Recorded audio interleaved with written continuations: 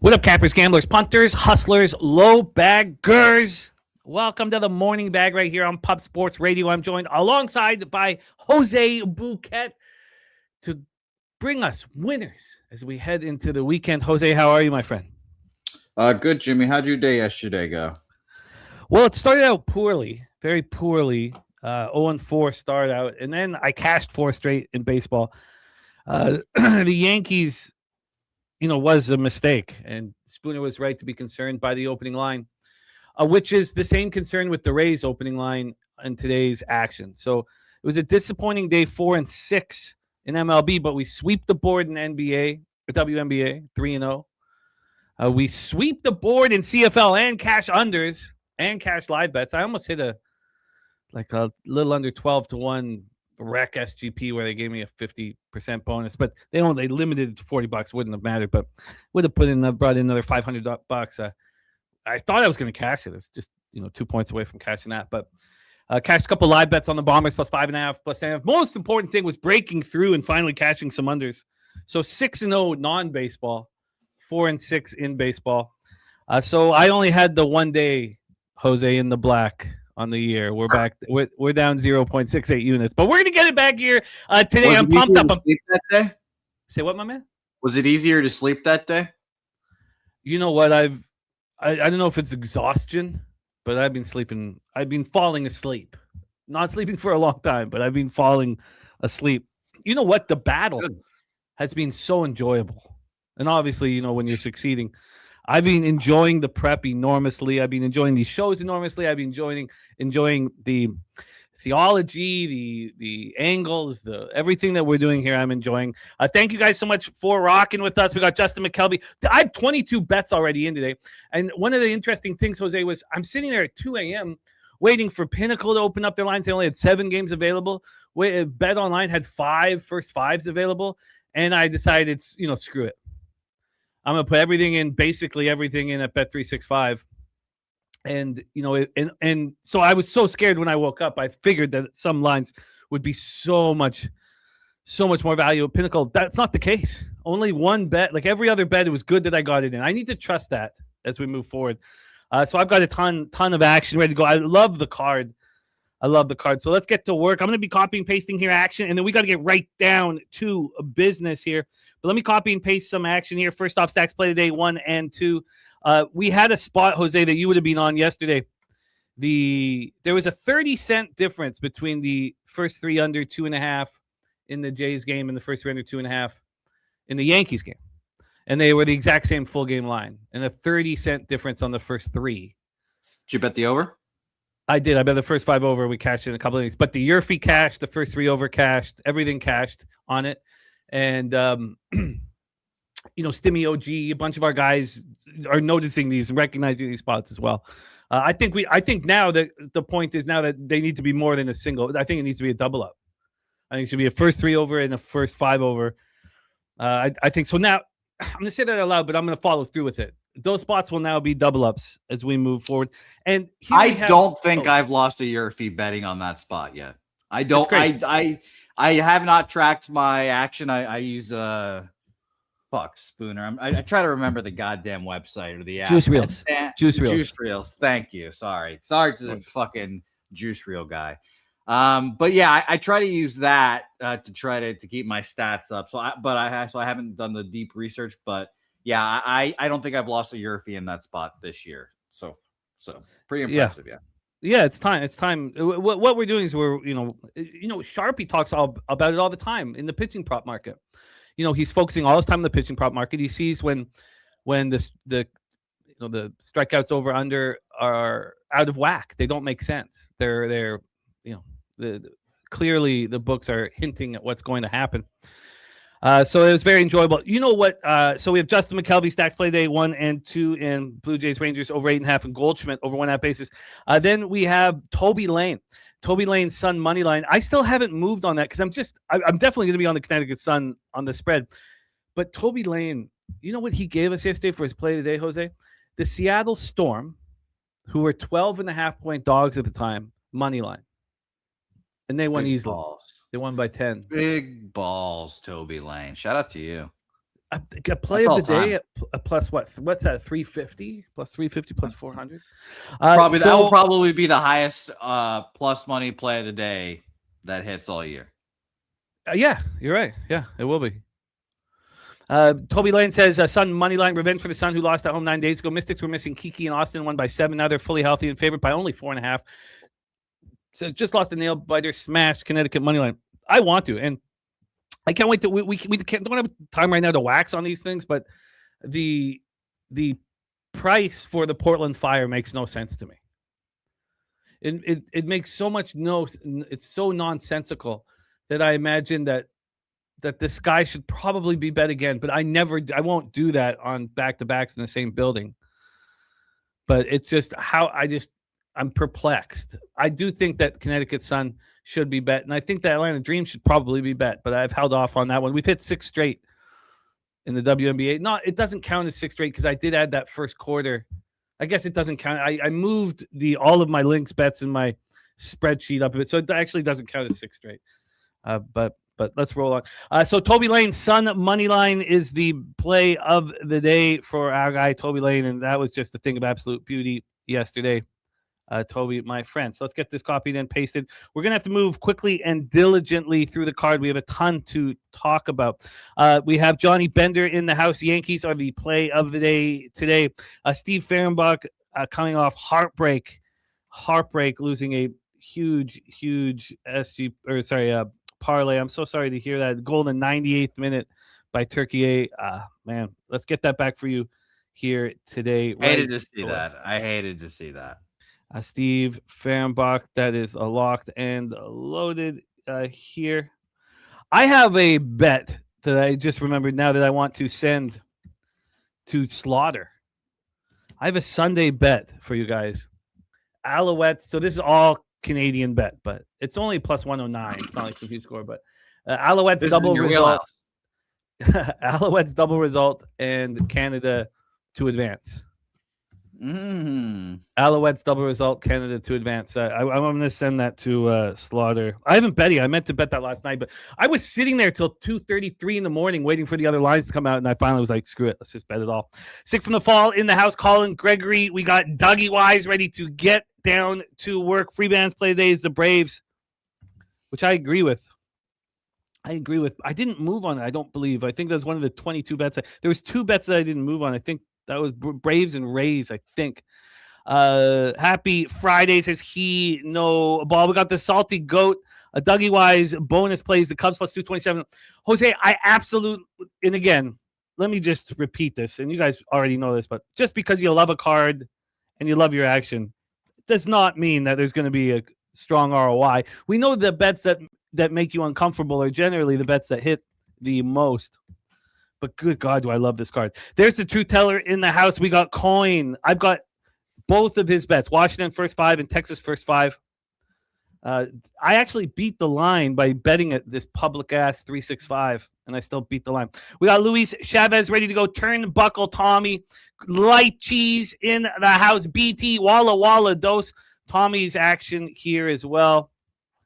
There was some fun caps, though, yesterday. Fading Christopher Sanchez first 5 with confidence was fun, man. Fun. AM is on the Fire plus 4.5, so he's not afraid of that line. Why would they offer it? It just doesn't make any sense to me. We'll go over all that. I mean, I would only be on the Fire, but I think I just can't understand why it would be so much bigger than the opening line from 2 days ago after they lost. It doesn't make any sense to me. So great to see all of you guys. Dougie Wise took Turkey live at halftime. Jamaican Poet in the house. Marquade, Dewan Turrentine. The squad is ready to attack, so we need to do this. We need to work diligently. We're doing 4 minutes a game here for Major League Baseball. Jose's going to set him up, and you're going to hear different takes than what you heard last night on the show. And then I'm just going to hammer home quickly. We got to stick to our time, so I'm going to get this up here so I can see it. 4 minutes for all the MLB games, and then we're going to go shorter for a WNBA. Unfortunately, we just don't have the time. So it's 4 minutes for MLB, 2 minutes for WNBA, 3 minutes for CFL, and then 2 minutes for the World Cup games here. We got Spooner on Reds Pirates under 8 minus 120. God, I can't wait for that game. Nats Orioles over 8.5 for the Spoon Dog. Jose, let's roll Reds Pirates. Let's get after it. Reds Pirates, Andrew Abbott versus Paul Skeens, and Paul Skeens and the crew are minus 200 against the Reds here. Minus 191 now at Bet Online, opened up at minus 205 there. Definitely think it should be a little closer. Respect Andrew Abbott as a pitcher here. 59% of the money is on the Reds. 82% of the tickets is on the Pirates here. So allegedly, some big bets moving on the Reds, expecting that this line's a little inflated here. So that's fascinating. Real quick here, I'll give you guys some numbers against lefties as well, just to see how the Pirates have been doing against lefties this month here. We have to scroll all the way down to the bottom. 74 weighted runs created plus. That is 25th best in baseball. By the way, Los Angeles Dodgers, 64 weighted runs created plus against lefties this month. Things you don't see often. But very much so, the Pirates are struggling against lefties. And Mr. Paul Skeens here, let's see what the Reds are doing against righties. Just a real quick perusing here. The Reds against righties, we've got 28th, 81 weighted runs created plus, just ahead of the Boston Red Sox. By the way, this month the Atlanta Braves dead last against right-handed pitching, 59 weighted runs created plus. You won't see that often as well. Jimmy, take it away. Oh man, I can't wait for this game. I cannot wait for this game here. It is the first day of summer, so the kids are here, and I'm close to having to pause the show and go have a chat with Carter and his Beyblades.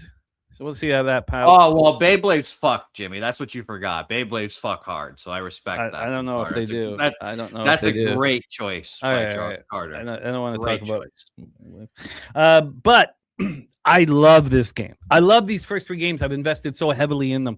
We have Spooner on the full game under 8. I was contemplating, why would this total be so high? Why would this total be this high? With the great Skeens and then Andrew Abbott, who I think can go toe to toe here. Oh shoot, I'm not logged into Ballpark Pal. Sorry. Nasty Nate's gonna see old Peter Loshak this evening. That's gonna be very nice. Shout out to you. Oh, this is fucking dope, man. So here, just to get us started, at PNC Park, it's minus 5% runs, minus 16% homers, plus 6% doubles and triples, minus 2% singles. And I was trying to figure out, why wasn't this a 7.5 heavily juiced to the under and then a 7? And the only thing I could think of was it's the bullpens. The Reds bullpens being better, 4.34 ERA, 1.43 WHIP over the last 30. Pirates bullpen 4.87 ERA, 1.41 WHIP. But as you said, the Reds aren't hitting righties. The Pirates are worse versus lefties, quite a bit worse than they are versus righties. Pirates versus lefties 248, 731. They don't seem to have the power. And so when it was all said and done, I was like, look, Skeens is not being dominant. He is not. The 5 earned runs allowed May 17th in 5 innings at home versus the Phillies. 4 earned runs over 5 innings at the Jays. He allowed 3 runs, only 1 earned over 5 1/3 at home versus the Cubs. 3 earned runs over 4 2/3 the Astros. 2 earned runs the last 3 starts at home versus the Dodgers. That's impressive. At home versus the Marlins, it's okay. Two home runs allowed in that one. At the Rockies, that's very impressive. Look, he's not. Look, I'm not slandering Skeens. But I do believe that Abbott can go toe-to-toe with him. And the last 3 starts, Abbott has been better than Skeens. And why wouldn't this just keep rolling? So and I didn't want to triple up on the total. So this was pretty easy for me and very fun. I'm on Cincinnati, Pittsburgh, first 3 under 2.5 at minus 135. I was astonished that this line hadn't moved. I thought that this was going to move. I thought this was going to move. Right now, it's moved minus 160. That this morning I looked and it was still minus 135. Okay, so we beat that line by 25 cents. I'm on the first 5 under 4 at minus 107. I almost pressed the button at the 4.5 at minus 140, and I was like, come on, just fucking go some balls and either be right or wrong. So I'm on the 4 at minus 107, and that I had to put in at 365. And then I'm on the first 3 plus a half at minus 125. That was minus 135 when I last checked. Now it's minus 140. So I beat that move by 15 cents. I think Abbott can get me 9 outs. I think he can go toe-to-toe with Skeens. And then I'm on the first 5 plus a half. Now, that was the only move of all these bets I put in at 365 last night at 230, waiting for the other books to come out, where I should have waited. If I had have waited the Reds first 5 plus a half or plus 113 at Pinnacle. 4 bets for me. Attack, attack, attack. So it is the first 3 under 2.5 at minus 135. The first 5 under 4 at minus 107. The first 3 for the Reds plus a half at minus 125. And the first 5 plus a half at plus 105.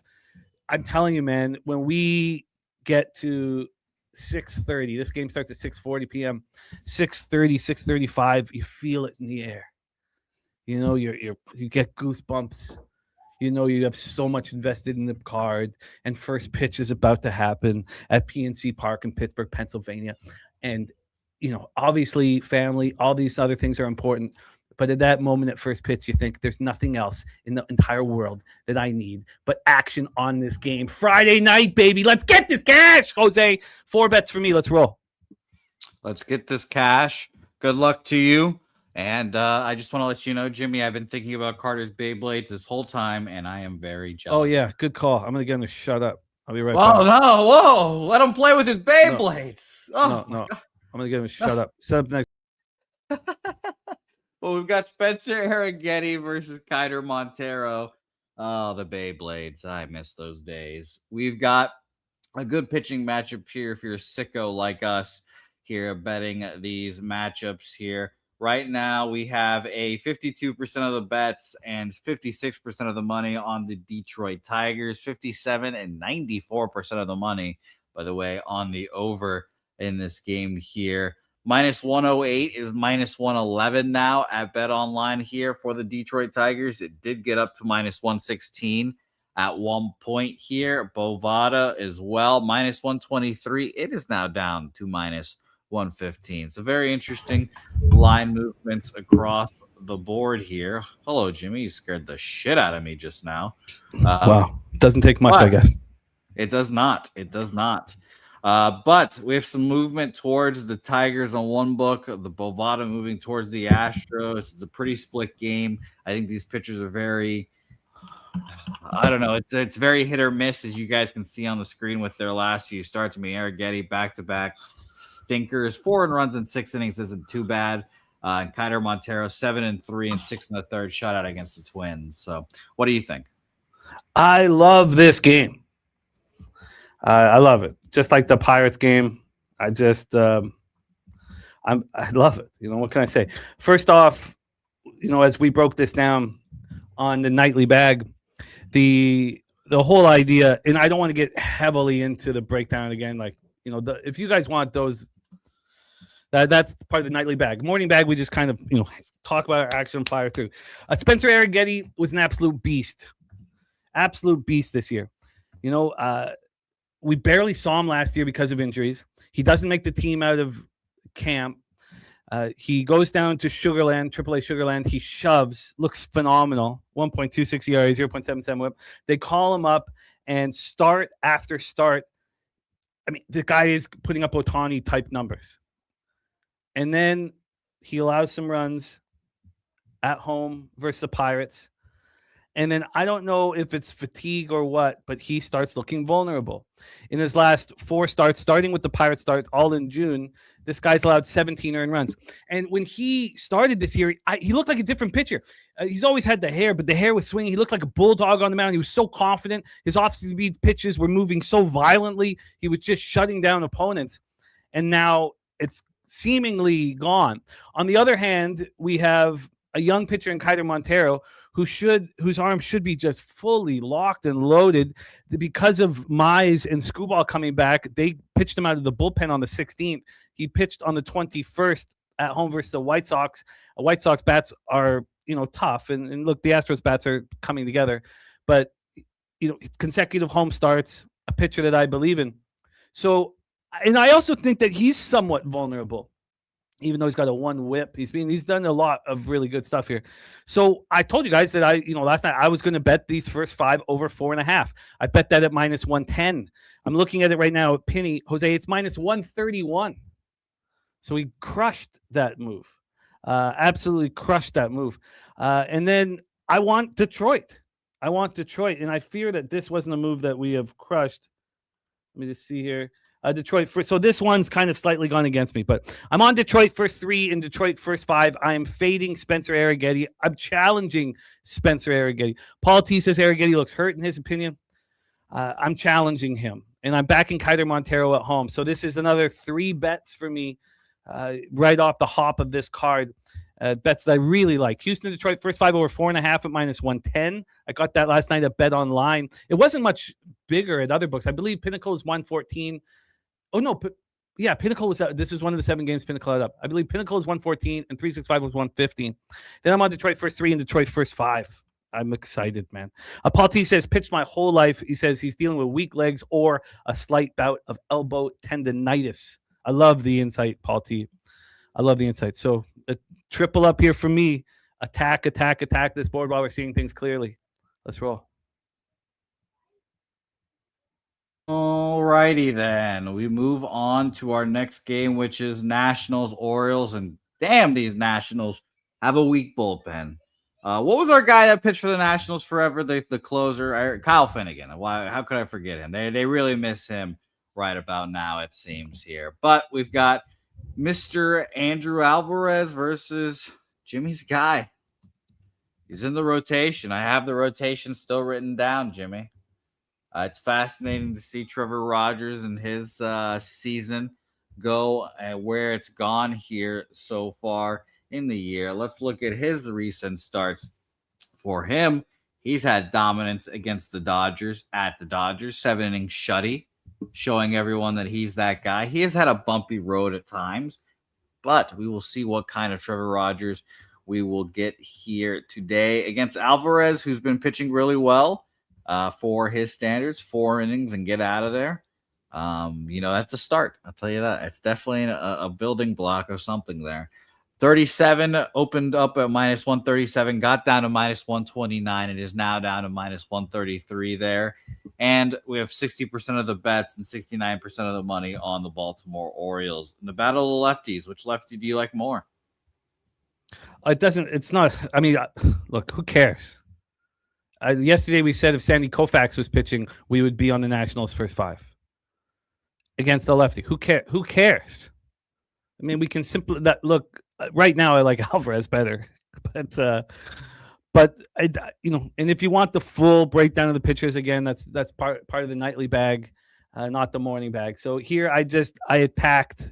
Now I wonder if a mistake was made here because I could have added a 4th bet to this, and that would be what I'm sure Elio is on, and that's Washington first 5 team total over, which I'm not on. But I'm on Washington first 3 at +105 and first 5 at +105. Right now, I'd beaten that move by 10 cents, which had surprised me. Over at Penny. Penny's got Washington full game +121. First 5 -106. 27 cents difference. I mean, that says a lot right there. And then I imagine that this move is I beat violently, I would assume, on this first 3 here, which I would like to check quickly. But I don't know what the hell happened with Trevor Rogers last year. I can't explain what happened. He looked phenomenal. And now he's back to the pitcher that was jettisoned by the fish. He looks just quite average or even below average. Alvarez gets strikeouts. I mean, he was getting strikeouts in Rochester. He's getting strikeouts in the show. So he's believed upon. I moved on the first 3 and first 5, as I mentioned, for the Nats. And I got +105 on each. And I just want to see this first 3 right now. It's still +105. Look at that. First 3 just sitting here at 365 plus 105. That surprises me. What's the first 5? First 5 is -115. Okay, so we beat that move by 20 cents. And then I'm on the first 5 over. The first 5 over 4.5. That's now a 5. You can still get a 4.5. I got the first 5 over 4.5 at -120 last night. So I chose to focus on the first 5. I want to focus on the Nats bats against the lefty, and the Orioles bullpens look quite good of late. So as you can see by the statistical profile here, yes, I know the Nats bullpen's trash, and the full game over is makes a ton of sense. But I just kept it just kept it really clean here. Paul T says, "Do you like the cushion of a run line or straight up when you have multiple bets per game?" I have a problem with Vig, Paul. I tend to be too safe, generally speaking, and so I want to stop that. So I try not to. I try to think TJ's in my head saying, go out there and either win or lose. Who needs to set yourself up for a push opportunity? But this is another spot where I just wanted to attack. I just saw this as so vulnerable. Washington first 3, Washington first 5, Washington, Baltimore first 5 over 4.5. Now, look, Trevor Rogers can be very good, but it doesn't matter what lefty's on the hill. Keep it simple, stupid. The Nats are crushing left-handed pitching. They're destroying the best left-handed pitchers in the game. Back them against every single lefty as soon as the line comes out. Like, I should be betting the under in Guardians game as soon as the line came out. Because it was Luis Castillo on the bump, I thought maybe it would move to the over, and that blew up my face. Well, by a half run. TB Jones says over City. This is just fun. It's fun watching the Nats go up against lefties. So I'm all over this game. Nats first 3, Nats first 5. And I'm on the first 5 over, and I don't really want to quadruple up on the spot, but that first 5 team total over for the Nats is probably the best bet of all of them, but I didn't move on it. It's quite simple for me. Jose, I'm hammering these first 3 games. Yes, you are. I'm on Nationals first 5 with you there. Fuck you, Sandy Koufax. Texas Rangers versus Jesus. Texas Rangers versus old Patty Corbin. And what an interesting line we have here, Jimmy. Minus 105 for the Toronto Blue Jays here against Nathan Nasty Nate Eovaldi here. Shout out to Nasty Nate. We have Eovaldi coming off 2 okay to good starts, 7-3 in both, 6-3 against the Padres at the Red Sox. Against the Red Sox, that's kind of pathetic because the Red Sox are a disgrace. But we have Patrick Corbin. I mean, his last 3 starts, not getting out of the 4th inning, 3 runs, 2 runs, 5 runs. It's not been great. We'll see if it's a little fatigue. We'll see if it's people just learning or I guess studying film, and he's got tendencies. Both Nathan Eovaldi has 4 ERAs at home and road, and our guy Patrick Corbin almost has a 6 in the beautiful Rogers Place. So we'll see how that split unfolds here for for Patrick Corbin here. We have market in this game, 53% of the bets, 59% of the money on Texas here. And the line has not moved. Minus 108 opener. Minus 108 is where it sits at BetOnline. Minus 114 opener. Minus 112 opener at BetOnline is now minus 114. Jimmy, take it away. Oh, Justin McKelvey says Vladdy gets his first home run at home today. God, that would be good to quiet up some of the naysayers. Stacks play today. Number 1 is the over 8.5 in this one. And shout out to our guy, Justin McKelvey. Stacks play day number 1, over 8.5. Stacks.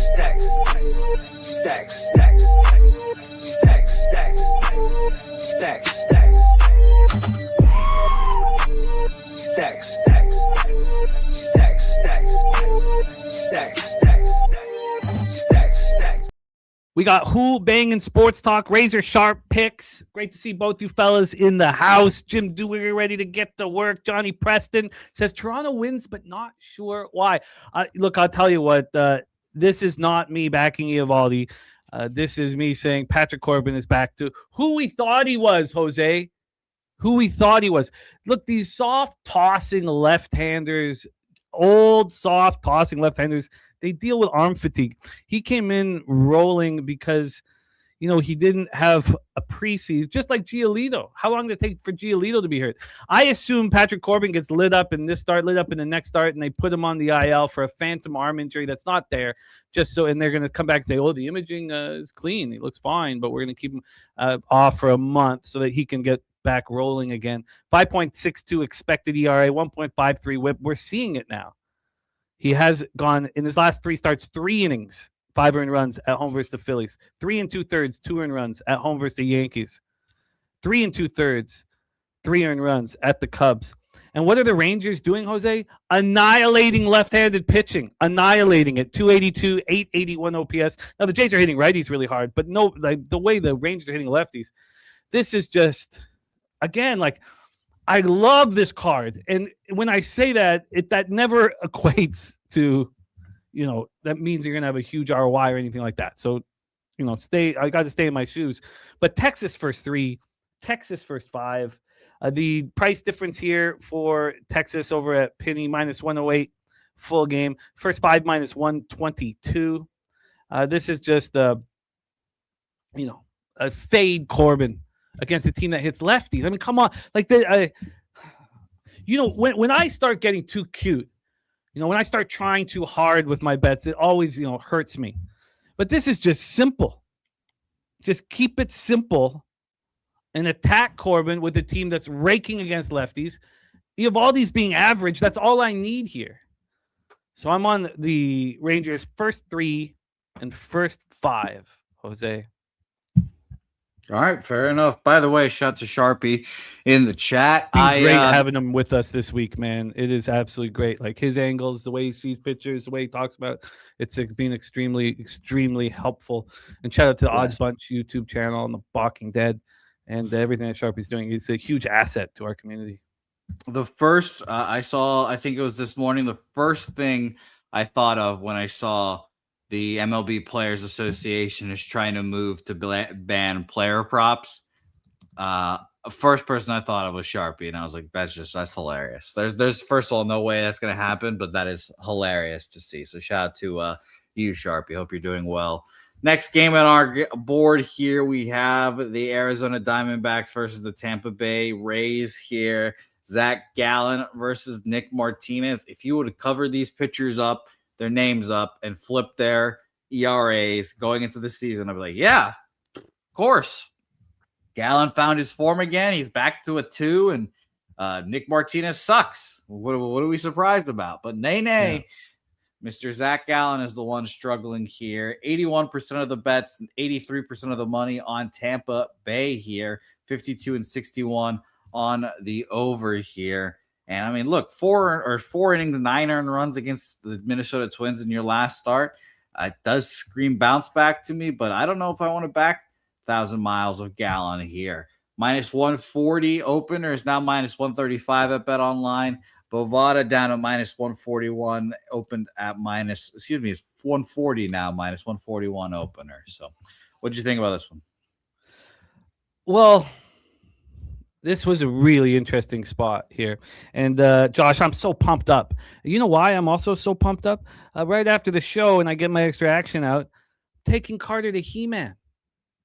Taking him to He-Man, Jose. My favorite cartoon when I was his age. Get to share. You excited about that? I'm pumped up, man. Masters of Grayskull, Pop a Giant Edible. Sure. I hope you get the popcorn bucket that's in the shape of the castle. I didn't know there was such a thing. Yeah, I don't know what He-Man is, so I don't understand the reference, but it's the castle. Oh, okay. So yeah, we don't want you to know, man. Keep playing your Beyblades. Sure. So but I do care about you. I don't want that to come across like I'm not friendly. No. You don't. If you can't accept my Beyblades, then go fuck yourself. Okay, so this is what happened here. Yesterday with the Yankees, they opened up at -130 with Schlittler on the hill. Why? How? And I was like, oh, it's Conley Early. Conley Early is so good, but it didn't. It was wrong. And Spooner called it out. He was like, look, why are they so cheap? So then yesterday, I thought that there was some unknown around maybe Brandon Pfaadt. We thought Brandon Pfaadt was going to go. So we thought Pfaadt was going to go. And I've always been high on Pfaadt, and I was like, there's some mystery around Pfaadt. There's no mystery around Gallen. Tampa Bay Rays are 28-12 at home. Going up against a Diamondbacks team that's 17-22 on the road. Going up against a Diamondbacks team that's worst in Major League Baseball against righties over the last 30 days. And this is such a cheap price. So it just stopped me in my tracks. This opened up at -140 at BOL, but this was -125 I forget where when we could bet this last night. So why was that? And then when I was like, well, Elio was like, this is such a fishy, trappy line. And he said, well, and I was like, well, what if we wake up in the morning, it's minus 150? And he's like, well, that'd be great. I'll just take the Rays first 5 minus a half. But it's not minus 150. It's minus 135. So it's fishy. It's fishy. And I'm very nervous about making a mistake that I made yesterday. It's minus 132 at Penny. Why would that be? Minus 133 now. First 5's minus 135. So Arizona is plus 122 first full game and plus 117 first 5. Why would that be? I understand the X's and O's here, like TV Jones is on. Like, it makes perfect sense. Rays first 5, Gallon fade. Diamondbacks 2-6 covering the plus a half with Gallon on the road this season. Says if Martinez gets blasted or Gallon shoved, so be it. Rays offense looking better and Gallon's no improvement from the Royals. Look, that all is exactly the way I saw it.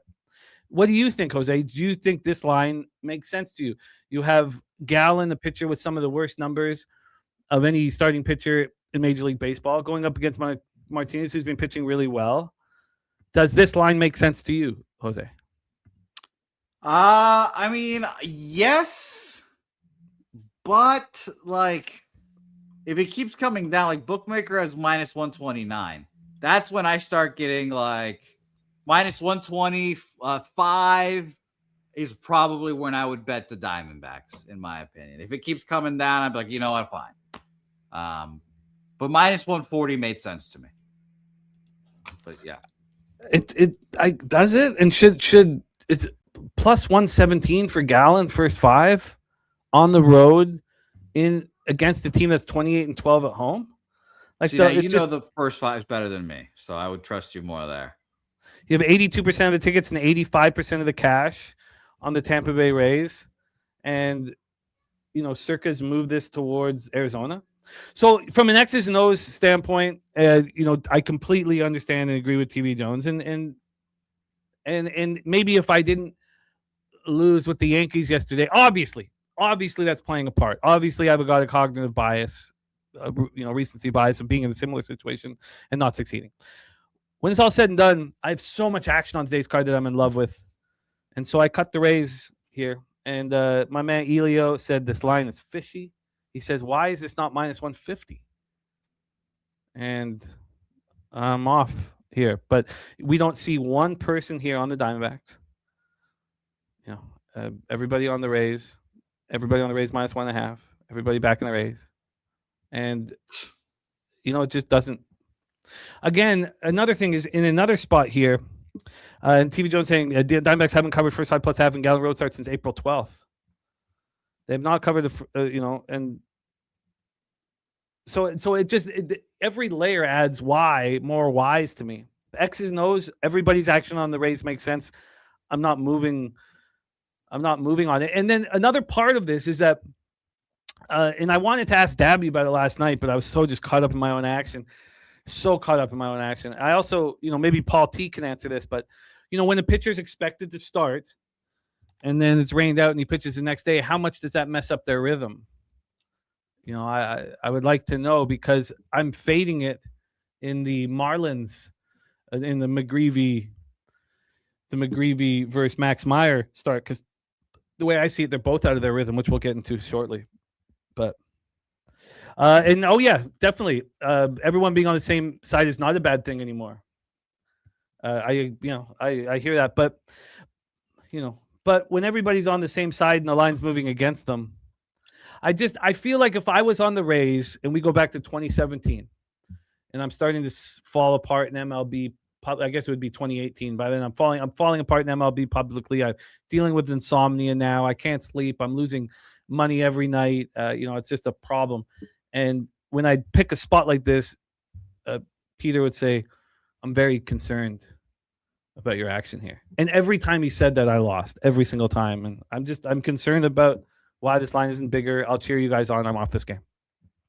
All right, next game, Red Sox Yankees here. The worst Red Sox team in the history of Red Soxdom here versus Will Warren, Peyton Tolley on the bump. Jimmy, the worst part about this Red Sox team is that every time, every game, they have a pitcher on the bump that makes you think, I like my chances today. We've got a good shot of this here today. Peyton Tolley versus Will Warren. I feel good about the matchup, but I have to remind myself this Red Sox team cannot hit the ball. Now, I was pleasantly surprised at their performance yesterday. Was shocked to see it. Can they put a second one back to back? I was surprised at how low this line was. I expected minus 130, minus 135 New York Yankees. 62% of the bets are on the Yankees. 67% of the money is on the Red Sox.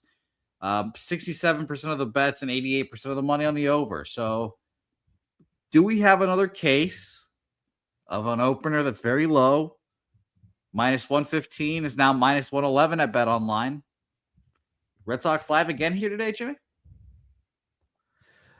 Yeah, I think they probably are live again. Let's just highlight the comment here from Paul T, which is important because it's gonna. I think I need to start attacking these spots more, and he says it definitely affects the rhythm. You're on a set rotation. You come up in the rotation, you're generally not quite ready. It's almost if you work an AM shift and then you need to work a PM shift. I think that's a perfect analogy of it as well. And it says baseball players are quite set in their ways. I think it's all perfect here. So with this spot, can I also highlight a comment here, Jimmy? Yeah, please do. Joseph Gomez says, Jose, if you want Volpe, you can have him for a gallon of clam chowder. I would rather cut off my non-existent foreskin again. Oh yeah. Or at least stitch back on your old foreskin. Which I'm sure we can find. And then cut it off again. Or buy some foreskin on the black market, stitch it on, slice it off again. Again, I'm one of the few people that remember life pre and post 4Z. So, yeah, no, and it's a tremendous tale of Jose. And, we need you to write it out. I think this is a children's book. Maybe you can make a lot of money. And you could even have like a flap of foreskin there, in the opening page. Or you can put it on the cover and just have it like a scratch and sniff.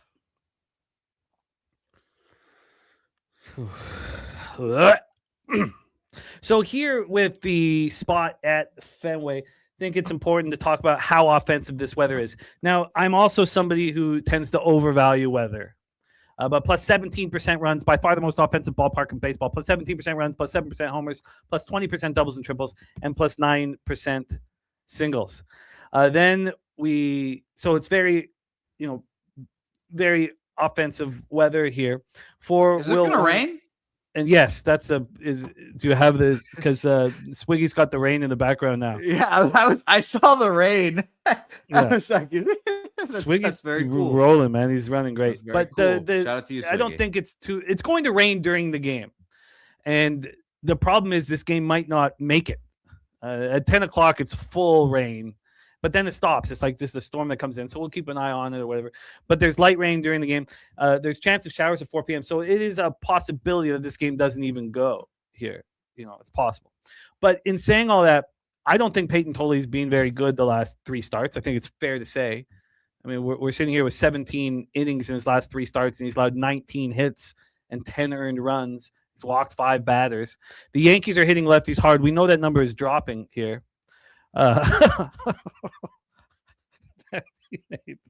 No, we're not gonna have that conversation with Carter, man. But here, so and Will Warren. Let's talk about Will Warren. Neither of these 2 young pitchers have looked dominant. I mean, Will Warren made it 5 2/3 last start, and he would have gone longer if he didn't have a bumbling defense behind him. But the 2 starts before that, he doesn't get through a 5th inning. So I think both of these pitchers are vulnerable. I love both of these bullpens. And it's wild to say that Warren and Tolley are vulnerable after what we've seen from them this year, but that's exactly how I feel about the situation. So for this move on the total, I moved on the first 5 over, and I got the first 5 over at over 4 at minus 121. First 5 over 4 minus 121. Let's just see what it is over at Penny right now here. The Yankees full game are minus 112, and first 5 they're minus 103. This was around. This was yesterday. There was a big move on Totally that shocked us. First five. Totally, they're plus 104 first five and minus 112. Sorry, plus 104 full game, minus 112 first five. That's a 16-cent move. That's a dog to favorite scenario. So this is, and they're implying that these numbers, we have the graphic up against lefties here with the trajectory. Can you put it up about with the Yankees versus lefties? Because, look at it slipping. It's slipping. And with Judge out of the lineup, there's no surprise. I think I should believe in that. I think that's a big enough difference that I should believe in that. I got the over 4 at minus 121. It's now over 4 at minus 129. But I think we should follow this here. Spooner says this series means more to the Red Sox. Arch rivals coming to town. They suck. Imagine sweeping the Yanks. They already beat the Cy Young candidate. I think Totally has one dominant start in his pocket. A Goon Collector says, Jose, your Red Sox getting dragged through the mud today. Goon Collector, I'll offer you this. I will offer you a steak at the next Pubapalooza. Hopefully you will be there, Goon Collector. Steak bet on this game. If the Red Sox win, you owe me a steak. If the Yankees win, I'll get you a steak at Pubapalooza. I like that. I think that's. Do you have a list of all these debts? I do. /did. Yes. Okay. Good. Sharpie says Tolly's a guy like Screwball in his own 5% more than league average. We just seen what the Yankees did to Screwball. I would look back up his K's over, but my rule of back-to-back left-handed pitching having 8+ is in play here. We got Robert Cherry in the house. I will copy and paste all of Mr. Cherry's action here. Rod's Wacky says bet against Peyton Tolley on the run line when his team is off of a win. Tolley's team record since 2025 0-7. Says bet on Will Warren on the money line in road games. Warren's team record in 2026 season is 7-0. Says bet under the total in Boston home games when playing against a good team. Winning percentage 54-62. The unders record since 2025 21-7. And we have the Yankees money line here, but from Robert Cherry. I think I should add the Red Sox first 5. I think this is now. Look at the Red Sox versus right-handed pitching is falling off as well, but I think this is a pretty telling move here. And I thought about this yesterday. Not entirely sure why I decided not to move on it last night, but it was a battle last night, waiting for all these books to open up their lines and not having them do it. So I think Red Sox first 5 should be bet. Totally at home. Here, I want to just go over. So Tolly's last start was at the Mariners. He had one of these 3 starts was at home. And that was against the Jays, and they kind of got to him. The start before that at home, he shut down the Orioles. I think I can read Spoon's literature. I if Tolly's got a good start, I still think I'm going to catch this first 5 over 4. I love it, but again, the conditions are playing a role. Maybe I'm putting too much into that. I'm very, very interested in adding the Red Sox first 5, Jose. That's my plan here, but I'm on the first 5 over 4 at minus 121. And honestly, at minus 129, I still think it's very much a possible bet if you guys are interested in rocking with it. I'm on minus 115, Boston Red Sox first 5. Shout out to you, Goon Collector. Good luck. I will eat your steak with pride at Pubapalooza. But he didn't approve the bet. Wow. I'm assuming he's going to. Well, no. Goon, no if you have any courage, Goon. There's no assumptions in the world of gambling, man. Well, there's no assumption in the world of steak bets. Oh, he approves. He approves. Game on. The Goon Collector versus Jose Bouquet. Okay, Jose, let's roll. All right. We've got No, Zachary. It's flank. He wants a New York strip. Tell him it's flank. Yeah, no. It's flank. Goon. It's flank. It's flank only. Come on, flank. Dude. We've already established that's the top cut of steak. No, we have not established that. We've just established that. It's flank, man. He said, okay, flank is fine. Flank is fine. Yeah, come on. Flank is fine. Philadelphia Phillies versus the New York Metropolitans. You know what, Jimmy? There's a lot of shit going on here in the world.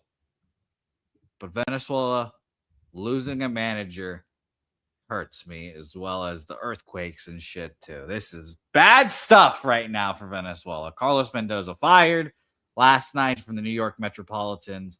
And guess what? You face Zach Wheeler today.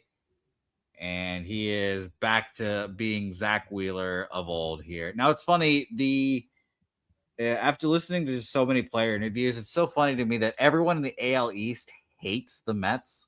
They all just love watching them suffer, and the Phillies, the Braves, all those teams love just watching them fail. And I think the Phillies are probably loving this season from the Mets. 84% of the bets, 78% of the money on the Phillies here. We also have line movements here. Minus 157 opener is now minus 156. So that's very interesting. Do people or do the books believe in the new manager bump here is what we're going to have to find out. Minus 161 opener at Bovada is minus 162. All that money on the Phillies, and it's not moving. 84 and 78. Very interesting. What do you guys think? I tend to struggle when you have back-to-back starts against the same opposition. And Chang, don't worry. Jose doesn't need to be. He's a flank man. He doesn't need to be pushed into flank stake. This guy is just thinking about flank all the time. So I guess it's funny. I think I know what to do when a player faces the opposition back to back. When he has a bad start, when he has a good start. But what does he do when he just has an okay start, like a middling start? Now we add the fact that the Mets just fired their manager, which would lead one to want to back them. And now we have Zach Thornton pitching. I think that's the bigger spot here, the bigger, more important angle. I think that's what should be focused on. And Spooner says suspiciously low openers. I saw prices minus 145, minus 150 everywhere. He says, I think this indicates the Mets bats show up. Or does it indicate that Zach Thornton is the real deal? 5th round pick in the 2023 draft out of Grand Canyon University. AA Binghamton, he looked really good. 5 starts there. He didn't look as good in AAA Syracuse. AA Binghamton, 5 starts. He allowed 1 home run over 25 innings, struck out 27. 3.60 ERA, 1.32 whip. When he went up to AAA Syracuse, he allowed 6 home runs in 30 innings. So it was very, very different. We already saw his major league debut, and it was the toughest of situations. It was at the Nationals, who destroy lefties. And what do the Phillies do? They don't hit lefties. 225, 660 OPS. So,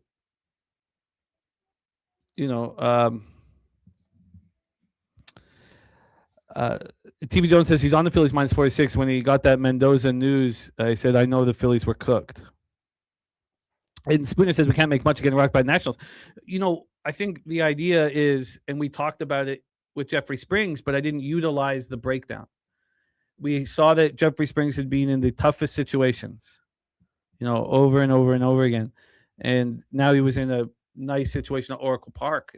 And so that first 5 under, or backing him first 5 should have been moved on. Now, we were in business, till the bottom of the 5th when Roop allowed a couple runs there. But I think that maybe, so this is one of 2 things, Jose. What do you think is most likely? That the Mets bats get to Zach Wheeler after seeing him once, or that Zach Thornton comes out in his first start at home in his major league career and pitches well? What do you think is more likely? The first option of Zach Wheeler, doing the thing, getting hit. That would be my. It'd be an over game in this game if I think the Mets win. But if Zach Thornton goes out there, pitches well against the Phillies lineup that's been hitting the ball decently, you tip your hat and you be like, all right, I respect it. Great debut. Yeah, I think that if I was to sit here and bet the Mets, first 5 plus a half, or I don't think first 3 plus a half is going to be available. I think that's just me getting too cute, trying too hard to be sharp. I think I should just stay off of the spot if I have some, discomfort. The first 3 here, I doubt it's available for a nice price. For 3 plus a half is minus 140. Yeah, I'm going to stay off of the spot, but I'm just going to stay off the spot. I don't really know what Zach Wheeler's going to do. I know he despises the Mets, like you were talking about, these NL East teams. I know, he was a big part. He thought he was going to be a Met forever. And Nut Flush Allen with the Giants over says was never in doubt. That was a beautiful look. So I'm going to stay off the spot here, but I'm going to look at the Mets a little. I just feel like I'm trying too hard. Doesn't it? It sounds already like I'm trying too hard. So I'll leave some question marks around that Mets first 5+1/2. The first 3+1/2 is too expensive. And I'm sitting here. I don't know what Wheeler's going to do the second time after seeing this team with the manager fired. I don't know what Zach Thornton's going to do, but I do know he was put in a very difficult situation, and he got hit in his MLB debut. I also know that when he went up to AAA Syracuse, he got hit much harder than he did in AA Binghamton. So there is Chad in the house, Mr. Big Show. So I'm off. All right, let's go on to our next game. Seattle Mariners versus the Cleveland Guardians. Here we have Castillo versus Cantillo on the bump here. Fun name matchup here. We have market in this game. 55% of the bets, 72% of the money on the Cleveland Guardians here, 75 and 93 on the over in this game.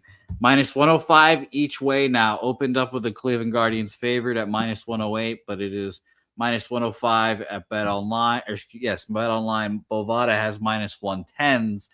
They opened up at -114 Cleveland and actually have moved to -111 Seattle. So very slight movements to dog the favorite for Seattle, but it's very close line, very close matchup here today, seemingly.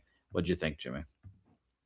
Well, I've been keeping things really simple with a nice ROI, betting the unders every single game without Ramirez in the lineup. This line came out at 8, -120 to the under. And my first initial thought was, really? I expect money to come in on the over. I mean, Castillo is Luis Castillo is just not the pitcher we remember. I mean, just last year, he had a 3.54 ERA, 1.18 whip. This year, 5.22 ERA, 1.4 whip. He's got a 4.61 expected ERA. So he's been a little better. And then Joey Cantillo, at times, I think he's a beast. Right now, I do. But if you had to ask me at the end of May and the beginning of June, he allowed 15 earned runs in 3 starts that covered 11 innings. He allowed 5 home runs in those 3 starts. He allowed 18 hits in those 11 innings. So the Mariners have no power at all versus lefties. Right now, a 669 OPS last 30 days.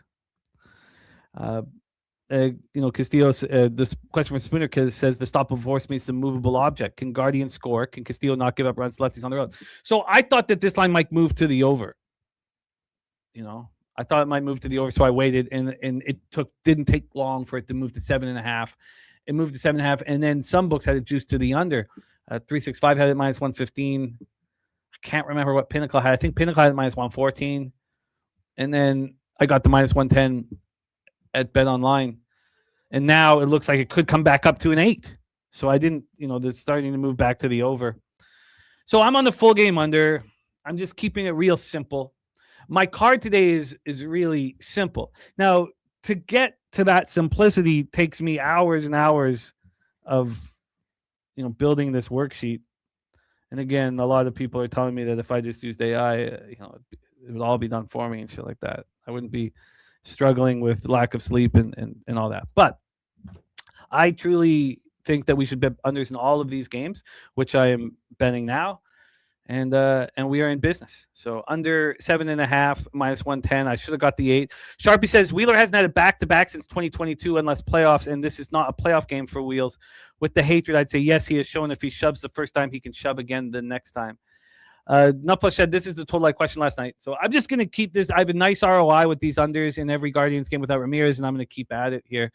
I am solo here with the kids, so there's an issue here. So I'm going to drop out here for 1 second, and I will be right back. Good luck. I hope the Beyblades are still in working order here. But the Royals and White Sox are our next game here. And we're getting Dave Sandlin of former Boston Red Sox fame versus, it looks like Stephen Kolek. I'm seeing still undecideds on the board here. So you guys in the chat, let us know if that is indeed the case here. We have an interesting market in this game with -133 being the opener for the White Sox, -130 now here. minus 138 at Bovada. They opened up at minus 132.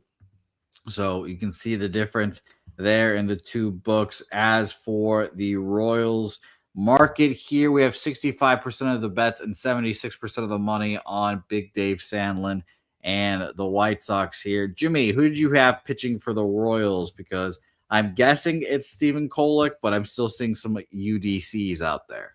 Yeah, I thought it was going to be Kolek. By the way, Chris Warren says, I see it under 7.5 and plus 106. Is at that price, that's probably worth a shot. You know what, Chris Warren? I know that I would take the 8.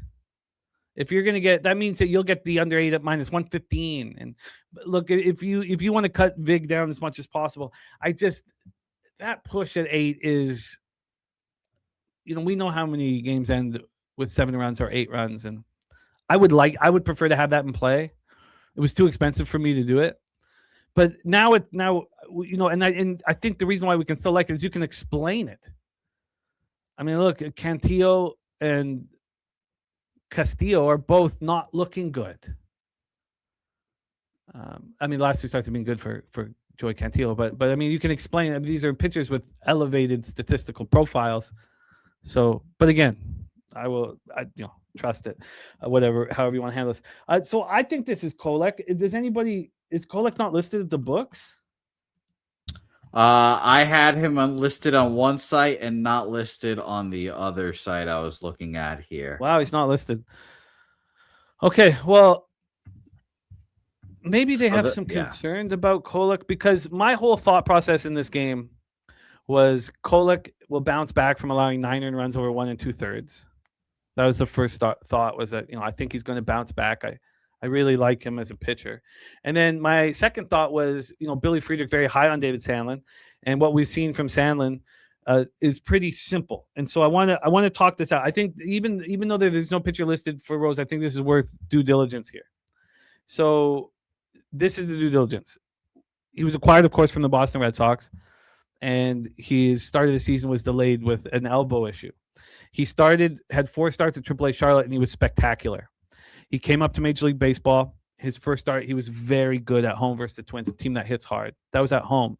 Then he had to face the same lineup again on the road. We know what the Twins have been doing versus righties. They've been smashing righties, and they smashed Sandlin. 8 earned runs over 4 innings. His next start at the Phillies. Look, that's not an easy place for a young pitcher, even though they're not hitting righties hard. He allows 3 earned runs over 3 1/3. We have Mitch Spence. So Mitch Spence can, he's not fully stretched out, but he can. So is it Mitch Spence and then Kolek, or is it just Mitch Spence? I kind of like Mitch Spence, but he's not pitching quality right now. He is struggling. Okay, thank you. I'll be right there. Okay. He's not pitching well. I think that Sandlin is going to pitch really well here. So after that second bad start against the Phillies, he went back to Charlotte and had another 2 starts where he was phenomenal. He's now throwing 23 innings in Charlotte. He walks maybe a couple too many batters, but 1.57 ERA. He's allowed 0 home runs through 23 innings at Charlotte. So I'm very interested in backing him if it's against Mitch Spence. If it's against Kolek, I'm very interested in the first 3 under here. So we've had 2 cents of movement towards the under 8.5. And then on the money line here, we have a very slight move towards who I thought was Kolek. TV Jones says, this is your AL champion. White Sox here, minus 127 is a gift. I don't want to fade Kolek, but I think Trevor's probably just right about this. That even against Kolek, Sandlin, I really think is going to pitch really well here. And if anybody just looks at his statistical profile, they'll think he's going to get hit. You have to kind of, have followed Sandlin this year like we have to believe that he's going to deliver here. So this is all if it's Kolek or Spence. If it's Spence, then the White Sox should be backed in probably every way. So that's it. That's the plan. This game, we need to know who the hell's pitching. Chris Warren on the other side with the Royals, but and there's nothing wrong with that. Trust yourself. But when you're watching the game, my prediction is Sandlin is very good. I think he has a quality start here. Even though the Royals are hitting, I think he's really good. I think this is set up for him to deliver here. AM says this is a sneaky over. I mean, if it's Spence for Sandlin, there's nothing sneaky about it. I mean, Sandlin has an ERA in the show at 8.10. He's allowed 4 home runs in 13 and a third. And if he's going up against Mitch Spence, everybody will look at these think they're 2 gas cans. But in reality, Sandlin is going to be a good pitcher, I believe. Really good pitcher. And I think he's going to show it today. So, and look at Rod Zawacki, 20-star play day is the White Sox money line. So that's the plan. I need to know if it's Kolek or Spence. If it is Spence, I think it should be White Sox first 3 and first 5 if it's not too expensive. If it's Kolek, first 3 under, and then maybe figure out what to do with Sandlin here. Yeah, Rod, yeah, he's had 1 start at home. Chris Warren says he's fading the noise. What would the noise be, Chris? I'm curious. Sandlin's been terrible at Major League Baseball. So if you're fading the noise, you would be backing the White Sox and Sandlin, I would guess. What is the noise in your? Because I'm curious. I'm really interested because, and John Preston said when I saw the pitches overfilled my thoughts. Of course, you see these 2 statistical profiles, and they're statistical profiles of gas cans, and we know Sandlin is not that. So let's roll on, Jose. But this game, I do believe, should be an investment because, Chris Warren says everyone's on the White Sox. There's no reason to be on the Royals. Okay, that's fair. So the noise is about the Chicago White Sox is a team that's 26 and 13 at home, and you believe they're overvalued. That's totally fair. I think Sandlin is going to pay us out. So I just don't want to fade Kolek after allowing 9 runs. So that's the plan here. All right, next game on our board here, the Cubs versus the Brewers here in a massive series for these 2 teams. You know what was really funny about this series? I thought the pitching matchups kind of told the story of the season for both of these squads. Jacob Mizorowski, this is going into yesterday. It was Jacob Mizorowski versus TBD. It was Kyle Harrison versus TBD, and it was Brandon Woodruff versus TBD. So I was fascinated to see that, and now we're getting Colin Ray on the bump here for the TBD instead. And now, I mean, does that make you feel good? No, it does not. But Jacob Mizorowski here has been the best pitcher in baseball, has been the Cy Young candidate that, I know our guy Spoons thought he could definitely be. Shout out to you, Spoons. Nice to see you in the chat, obviously. But 83% of the bets, 90% of the money on the Miz here. It's 56 and 82 on the under.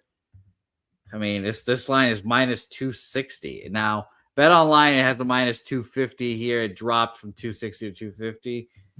Sure, maybe this line's a little inflated, but I'm not going to be fading Jacob Mizorowski here. So no action for me, Jimmy. What do you think? Well, this was the exact same situation I was in with Mizorowski and Andrew Painter.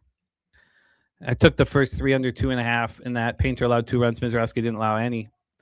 I bet this last night, this first 3 under 2.5, minus 135. It's now minus 160.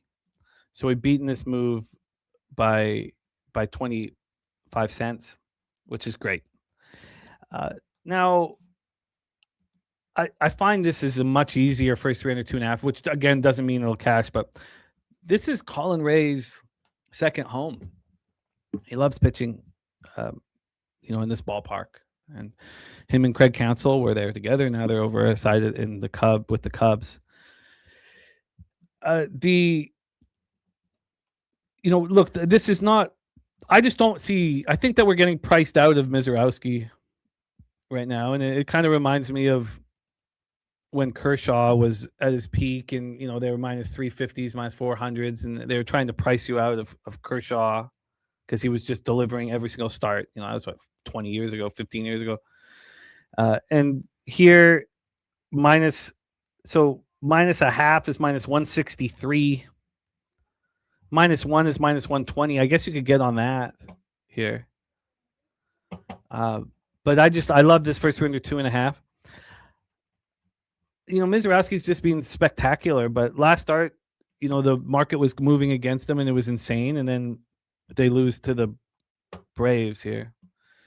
And TV Jones has a final score of 6-0. The question is is Mizorowski pitching at such a level that we're leaving money on the table, not backing him first 5 -1. But we have Colin Ray coming off a really good start. He looked terrible in the 2 starts previous to that. He's not had a good season. 4.99 ERA, 1.40 whip, 5.54 expected ERA. Look, when you beat a line move by 25 cents, you feel very good about it. You just kind of want to sit back and do nothing. But I do wonder, do you think, Jose, that the Brewers' first 5 -1 should be bet in all of Mizorowski's starts? I don't know. It's a tough one. Like, you go out there, expect 5 shutout innings from him, but like, it's always the Brewers offense. It'll always and forever be the Brewers offense here. And I was talking to a Brewers fan because, the Brewers have the prospect capital, I should say, to go out there and get a Tarek Skubal. And like, could you imagine if we had Tarek Skubal, Mizorowski, Kyle Harrison, 1, 2, 3? But then the Brewers fan was like, that's great, but we still won't be able to hit. Last year's problem wasn't the hitting. It wasn't the pitching, it was the hitting. So it's like, that's it's fair. So I don't feel good about that. No, honestly. It's kind of surprising to say that. Yeah. Team total under, I could see that, I guess, but I mean, their bats are being fine. I understand that they need more bats, but 259, 790 OPS versus righties. I mean, they're rolling here. So I love my first round 2.5, but I wonder if I'm leaving money on the table, not backing him. Shout out to our guy G Biz, man. Our guy G Biz supporting us each and every week, each and every show. Says, good morning, family. Great Cap has always hit a 2-leg parlay yesterday. Says, shout out to Stacks and the Rangers first 5 +1/2. Let's keep cashing. Shout out to our guy G Biz in the house. So we see Spence listed now at some books. So this is great. I think that Sandlin should be backed and Spence is Mr. Vulnerable. So that's great news. And then here I mean, Mizorowski's been so spectacular. Now we get him back home. That 2 earned runs over 6 innings was against the Braves. I think I added. As much as I like Colin Ray to be okay here, I think Miz is going to be great. I love this next spot with Rockies, Minnesota Twins, but I've got to take care of something for Carter. So I will be right back, but I do have action in it. I'll be back as fast as I possibly can, Jose. I really like this spot, and I've got 2 bets in this game. So set a table for us. It's all in the shoulder, Jimmy. It's all in the shoulder. The Beyblade rip, it's all in the shoulder right there. Make sure you rip it hard for maximum spinach, Jimmy. We've got Tomoyuki Sugano versus our guy Taj Bradley here. This is a comment to Only Spoons Bets.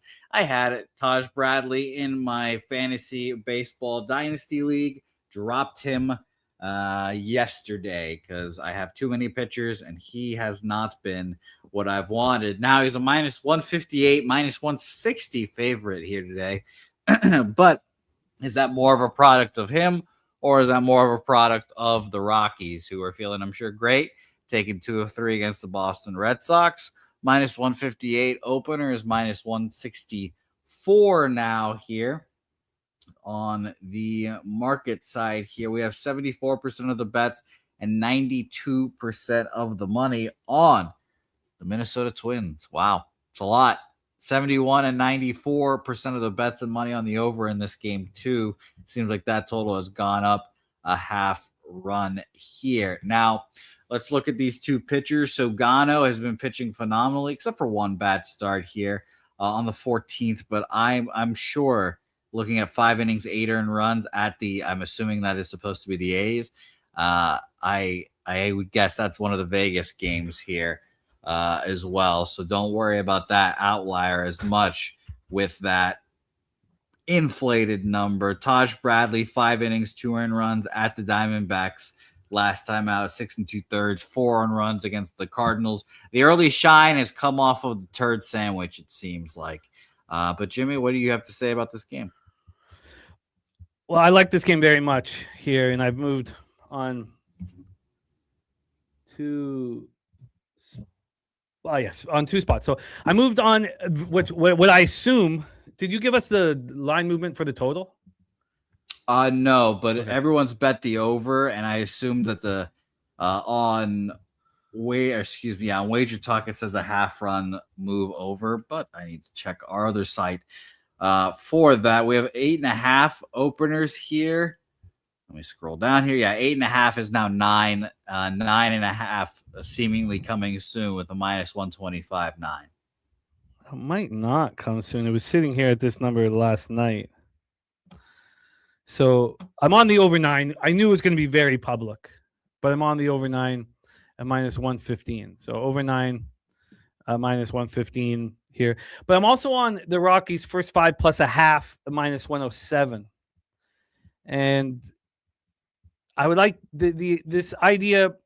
Now, again, when you go back to a well with a theory that you have and then you see it cash, you may be late to the party and early to the funeral when you expect it to happen once again. Taj Bradley does not look great right now. These two bullpens are atrocities. The numbers versus righties are massive for both squads, and I trust the Twins numbers versus righties more than the Rockies numbers versus righties because we know the Rockies play in very offensive conditions. But I'm on the over 9 at minus 115. But look at Sagano's last few starts. So in the thin air of Colorado, in very offensive conditions, he shuts the Pirates down who've been raking righties. In Summerlin, Vegas, with a plus 120% home run weather conditions, 1 earned run over 5 innings, doesn't walk a batter versus the Athletics. Start before that, in the thin air of Colorado versus the Cubs, 3 earned runs over 5 innings. And now he gets to pitch in Minnesota, and target is 0% runs, minus 12% homers, plus 4% doubles and triples, plus 3% singles. I think he flourishes in this situation. Oh, flourish might be a little much. I think he can pitch good, and good will be enough to get me this first 5 plus a half. I'll be very curious to see the price difference for full game and first 5. And I understand. I knew that the over was going to be very public, and I was fine with it. We have at Penny here, the full game for the Rockies are plus 145. First 5 plus 139. So first 5 plus a half is minus 101. So it's not great.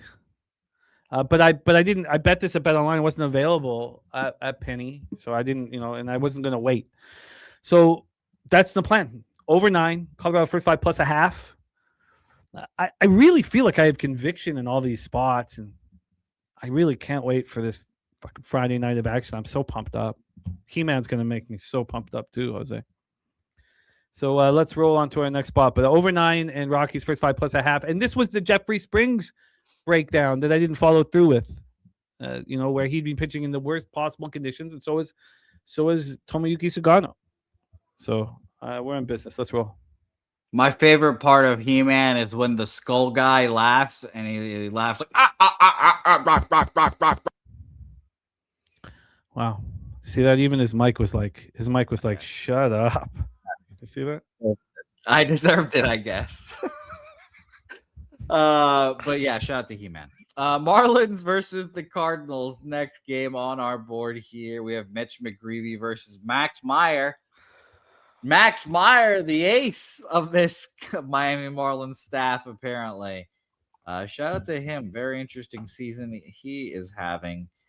Indeed here. We have an opener of, let's see here, minus 115, minus 110 for the Cardinals here. That's where we're sitting at now, the minus 110. So a 5-cent move towards the Marlins and Max Meyer here. We have 58% of the bets and 91% of the money on the Marlins here as well. So a lot of bets and money on the Marlins, only 5 cents of movement. But what do you think about this game, Jimmy? And I know you don't like McGreevy, so I'm interested to hear your take.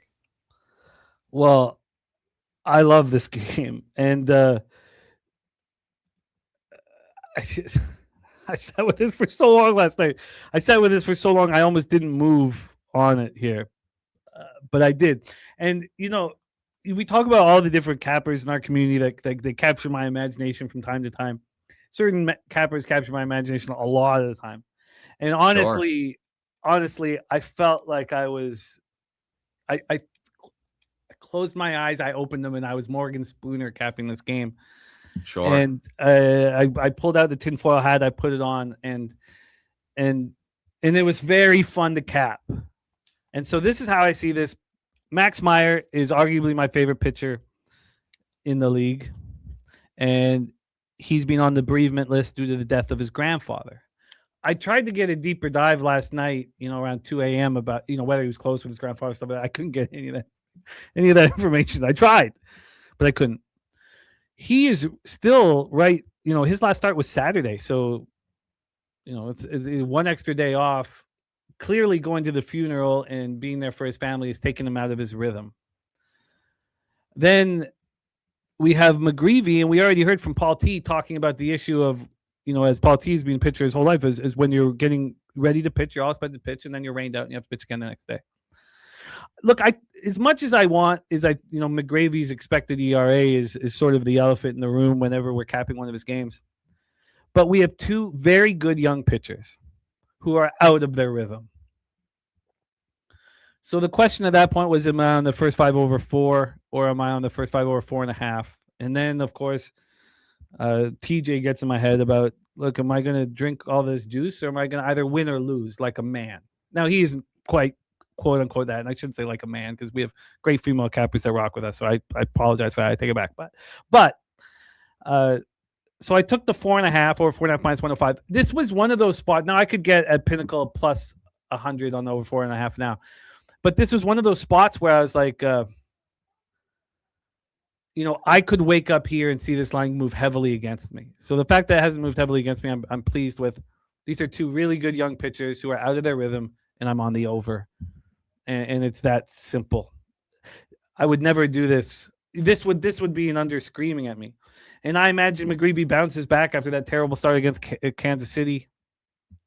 But I'm on the first 5 over. And I cannot wait to watch this game. Like I want to know that if this was the right cap. But first 5 over 4.5 for me. Two great young pitchers completely out of their rhythm. And if this works, we have so many different angles that have started to really work for us. And if this works, I'm going to start hammering these spots as they continue throughout the season. So first 5 over 4.5 for me, Jose.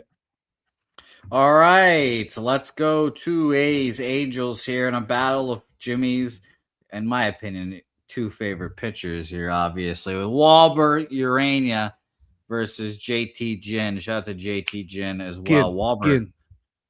You're right, Ginn. JT Ginn. I'm just thinking of gin and juice on the mind, as just you constantly thinking of Snoop Dogg. Sure, as you should. What kind of juice is in gin and juice, but what is that? What juice? Orange juice. Really? Yeah. I didn't know that. Didn't know that. My first guess would have been lime. I didn't know. See? You learn new things every day, just like Skeletor says. Lime juice? Yeah. Yeah, you don't sound like a drinker, man.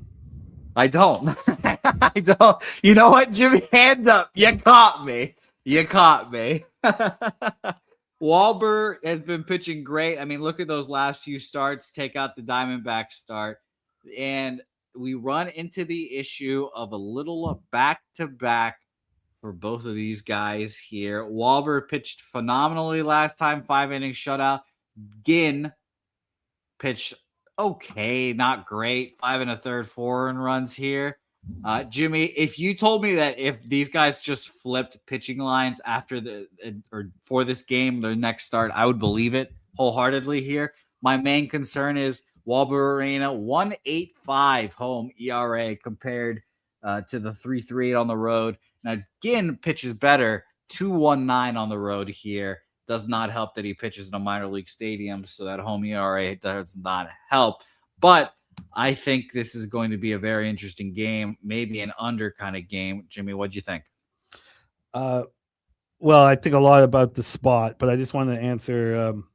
Well, please, while you do that, here, I'll say 53% of the bets are on the A's, 70% of the money on the Angels here. Line has gone from -117 to -123. This game, I thought was extremely difficult. And this line moving towards JT Ginn now should I think we should trust it. And I don't know if I need to. I think I could stay off of it here. But Walbert Arena and JT Ginn just faced the opposition. And they went up against each other. And it was a 7-0 win. It was in Sacramento in Walbert Arena, shoved. He pitched phenomenal. Now, he only went 5 innings. Look, it's really tough to pitch in Sacramento in this time of year.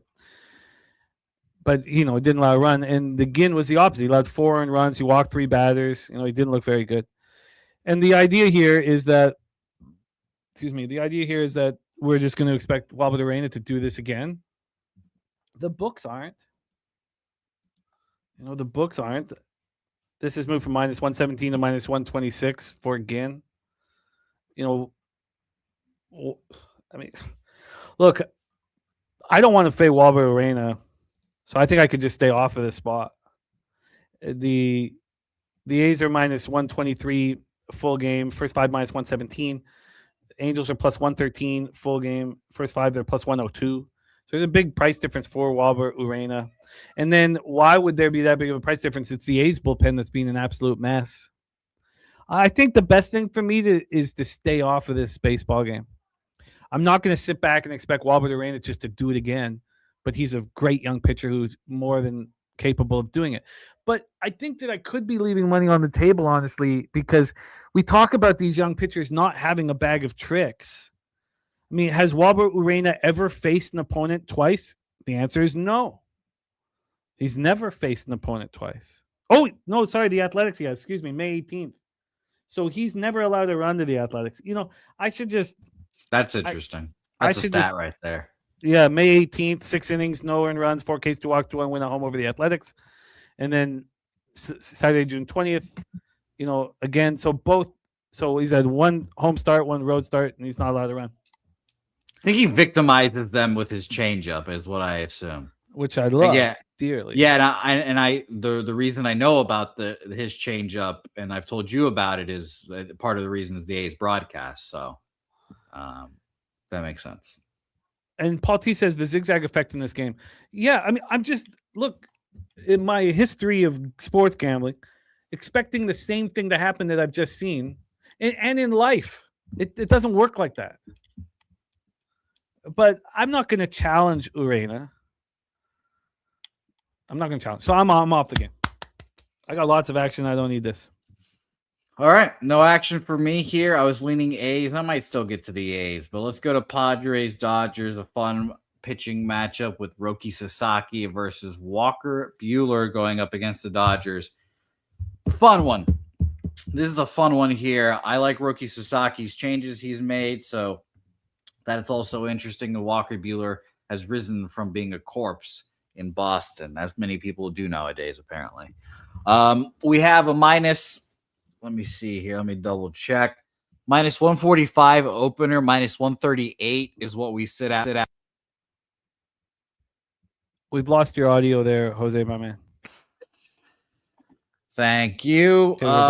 Yes, we have a minus 138 now, minus 145 opener, and we have, as I look for the market here, 73% of the bets and 93% of the money on the Dodgers here, making it tough to bet the Dodgers. What'd you think? Well, the market obviously concerns me. I want to talk just very, very quickly to Turnbuckle Tommy. Says, I'd really like to talk more in depth with you about the whole first play that jumps out strategy, maybe hammer the opposite if it checks certain boxes. I think we should. I think that's our next level. That's the next step in our capping, is when we see the most public play on the board that appeals to us right away. We know it's going to appeal to everybody. We see the line move in that direction, and then we fade it. We've tracked it. We know it's working. TJ tracked it for me 3 years ago, and it was 67% if I had flipped, and I didn't flip ever back then. So I think it's extremely important that we do that. Clearly, the sharp action is on Walker Buehler. The issue for me here, and I'm on the under 8 at minus 125. It was a 7.5 then, but it was in a spot where I could get the 8 at minus 125. I'd be curious to see what this total is now. Here, sorry, 1 second. So the under 8 minus 119. So it's moved 6 cents against me. I believe in Roki Sasaki. I believe in him very, very much. And, looking at these last few starts here for Walker Buehler, where he's been, so good, I respect it. And we've seen him step up in big games, and now he's going up against the Dodgers, a team he, wishes he was probably one of his 5 starters for and watched. And now remember, in the playoffs, that first World Series they won, he was the main reason why they won it. Honestly, they were huge injuries to their starting rotation. He had an elevated statistical profile, and then in the most important games of the playoffs, he stepped up, and he wasn't going 7 or 8. He was only going 5.5, but he was delivering. So I expect him to deliver here. But I also think that people think Roki Sasaki's a gas can, and I don't. So it's pretty easy for people to say, look, Walker Buehler, to create the storyline why Walker Buehler's going to.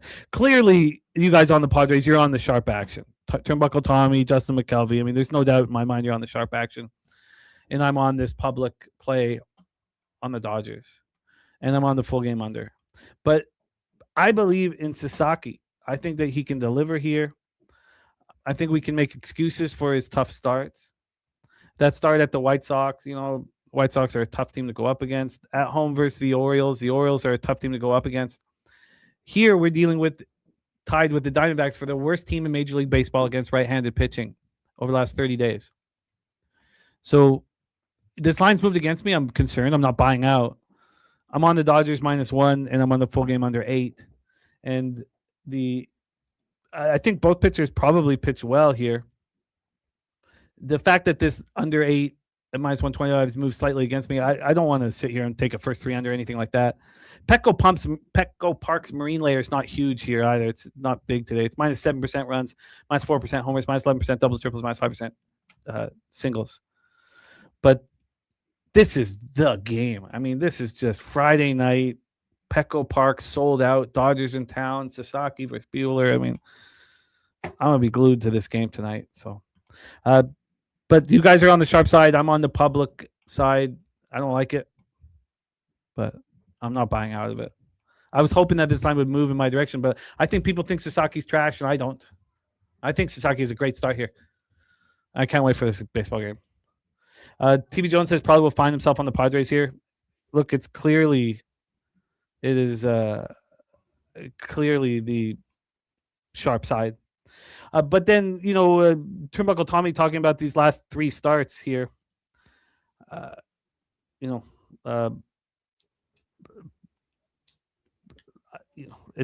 allowed 10 earned runs over 10 innings in the last 2 starts. The start before that, at home versus the Angels, sold out. He doesn't allow a run, strikes out 10.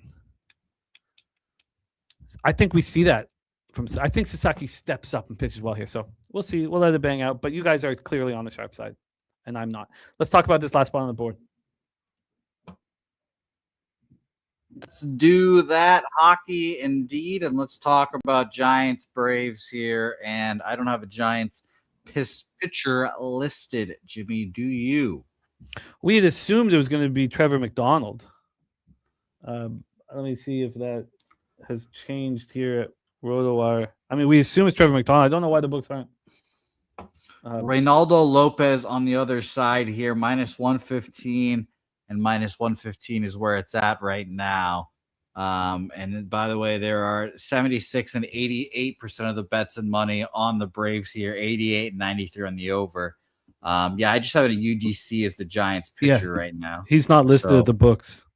So we'll see who goes here today. Reynaldo Lopez, a pitcher that it's funny to say that you generally trust Reynaldo Lopez, but he's just been okay to solid for the Braves. I am interested to see if the Braves are collapsing right now, or on a free fall right now, because you guys heard their numbers against righties recently have just been real bad. So I'm fascinated to see what this Braves team does. But what do you think about this game? I need to know who's pitching. And the problem is, I'd love to back Ronaldo Lopez in his, effort to get back in the starting rotation. Last time he started was April 21st. So he's been pitching out of the bullpen. He's not been in any kind of, he's not showing long relief, either. So I want to know if it was Trevor McDonald, I was going to be on the Braves full game. We have a huge bullpen advantage. The only problem we don't have is the Giants are hitting righties much harder than the Braves. But I think if it's Lopez versus McDonald, we can handle that, and then we're going to go right into this bullpen after Lopez. But if it's not Trevor McDonald, we just need to study this. So I'm going to wait here again. If it's Trevor McDonald, I'll be on the Braves. And I'm not going to expect Lopez to go 5. I really like Ronaldo Lopez, but I'm going to wait. Joseph Gomez's odds trader does have McDonald listed for the Giants, but 365 does not. Yeah, so let's just be patient here. But I would like to be on the Braves full game and attack Trevor McDonald. We've got to make moves here. We're 24 minutes away from the daily sesh, and so much for those guys talk about that's going on in the world of sports and NBA and everything. WNBA from Chappie. We swept the board last night in WNBA. We're about to get into our WNBA here shortly. But let's talk about action here. I've got 22 bets, as you guys see, and there's only a few that I'm interested in adding.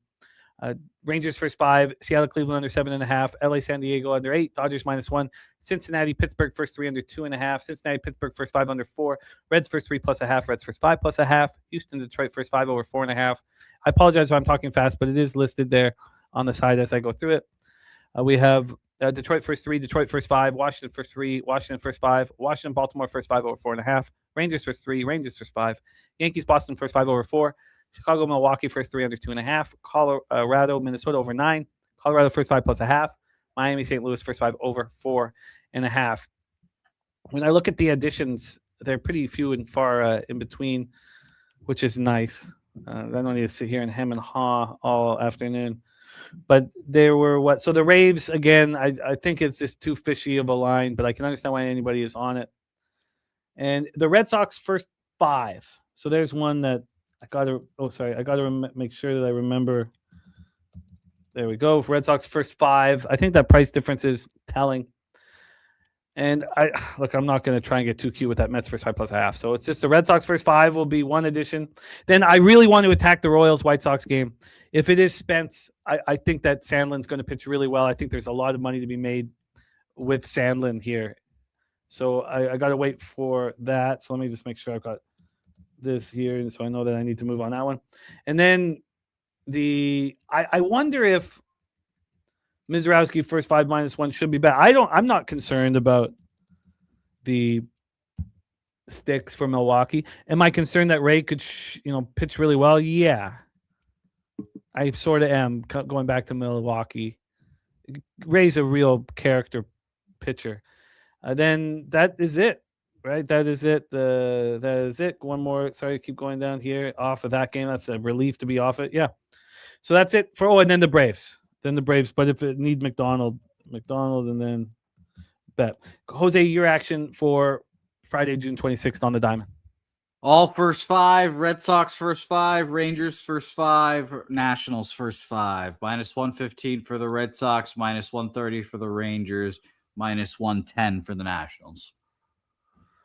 Yeah, and Chang saying, what is your, out of those 22 bets, what's your top bet? I would need to sit and stare at it for a while. So it's tricky when you got 22 bets and all that volume. So I've got to sit and stare with it for a while, which I will do. But it's time to get into WNBA. We got to work really quickly. We have 21 minutes here until the show must be over. And we should finish it, in 19 minutes. So let's really, really quick pace. It can't be 2 minutes a game here. But if you could put 2 minutes on the docket. But let's roll, Jose. Set us up here, and we got to go less than 2 minutes a game. Let's roll. Yeah, we have Mystic Sun first game on our board here. 4.5 opener. We have 4s across the board now. With 88% of the bets, 89% of the money on Washington here. So line moving down with all that money on them here. I guess it's Nats first 5 or first 3, Chang. But I guess that's it. But I want to keep studying it here. Connecticut Sun just must be bad. I was just wondering what was going to happen with this line. I saw it go to 5 a couple times. I was wondering if it would. Now it's a 4. Damn it. So look, the Connecticut Sun have to be bet. It's Toby Lane's play today on the money line. I should have realized that this was going in that direction. The Connecticut Sun must be bet. I mean, the books are telling us that the Mystics are gonna, the Mystics are just in a letdown spot after 2 massive games against the Lynx where they were played so well. Now they got to go play the worst team in the league. So, TV Jones says I make this Mystics minus 7.1, but he's got no interest. I get that. But this is a spot where the books are sitting here, screaming that anybody who wants the 88% of tickets, 89% of cash on the Mystics, and this line's moving towards Connecticut Sun. The Sun must be bet. Must be bet. And I will heed that advice. I just thought maybe I could get a 5. I don't really have an excuse for waiting. But it must be bet Mystics, and I will do that as soon as the show's over. That'll be the first thing I do.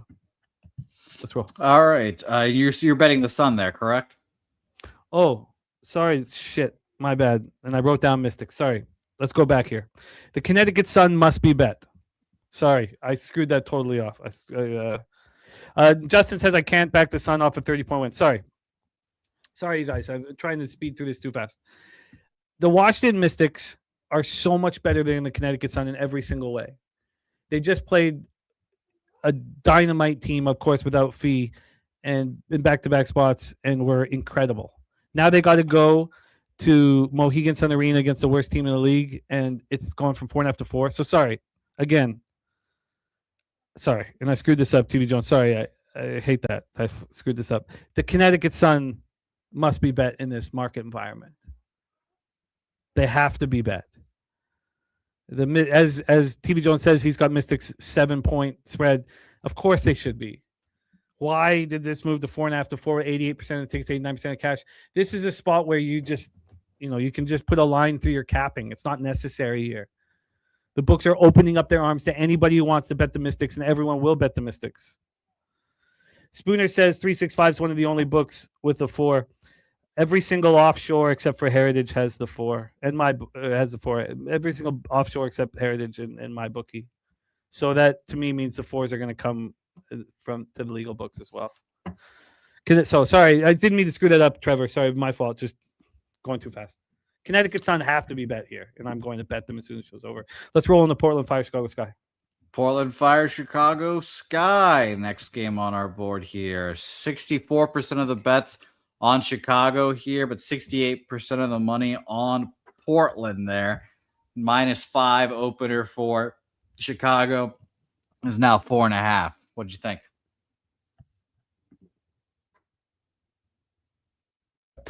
This line just makes no sense to me whatsoever.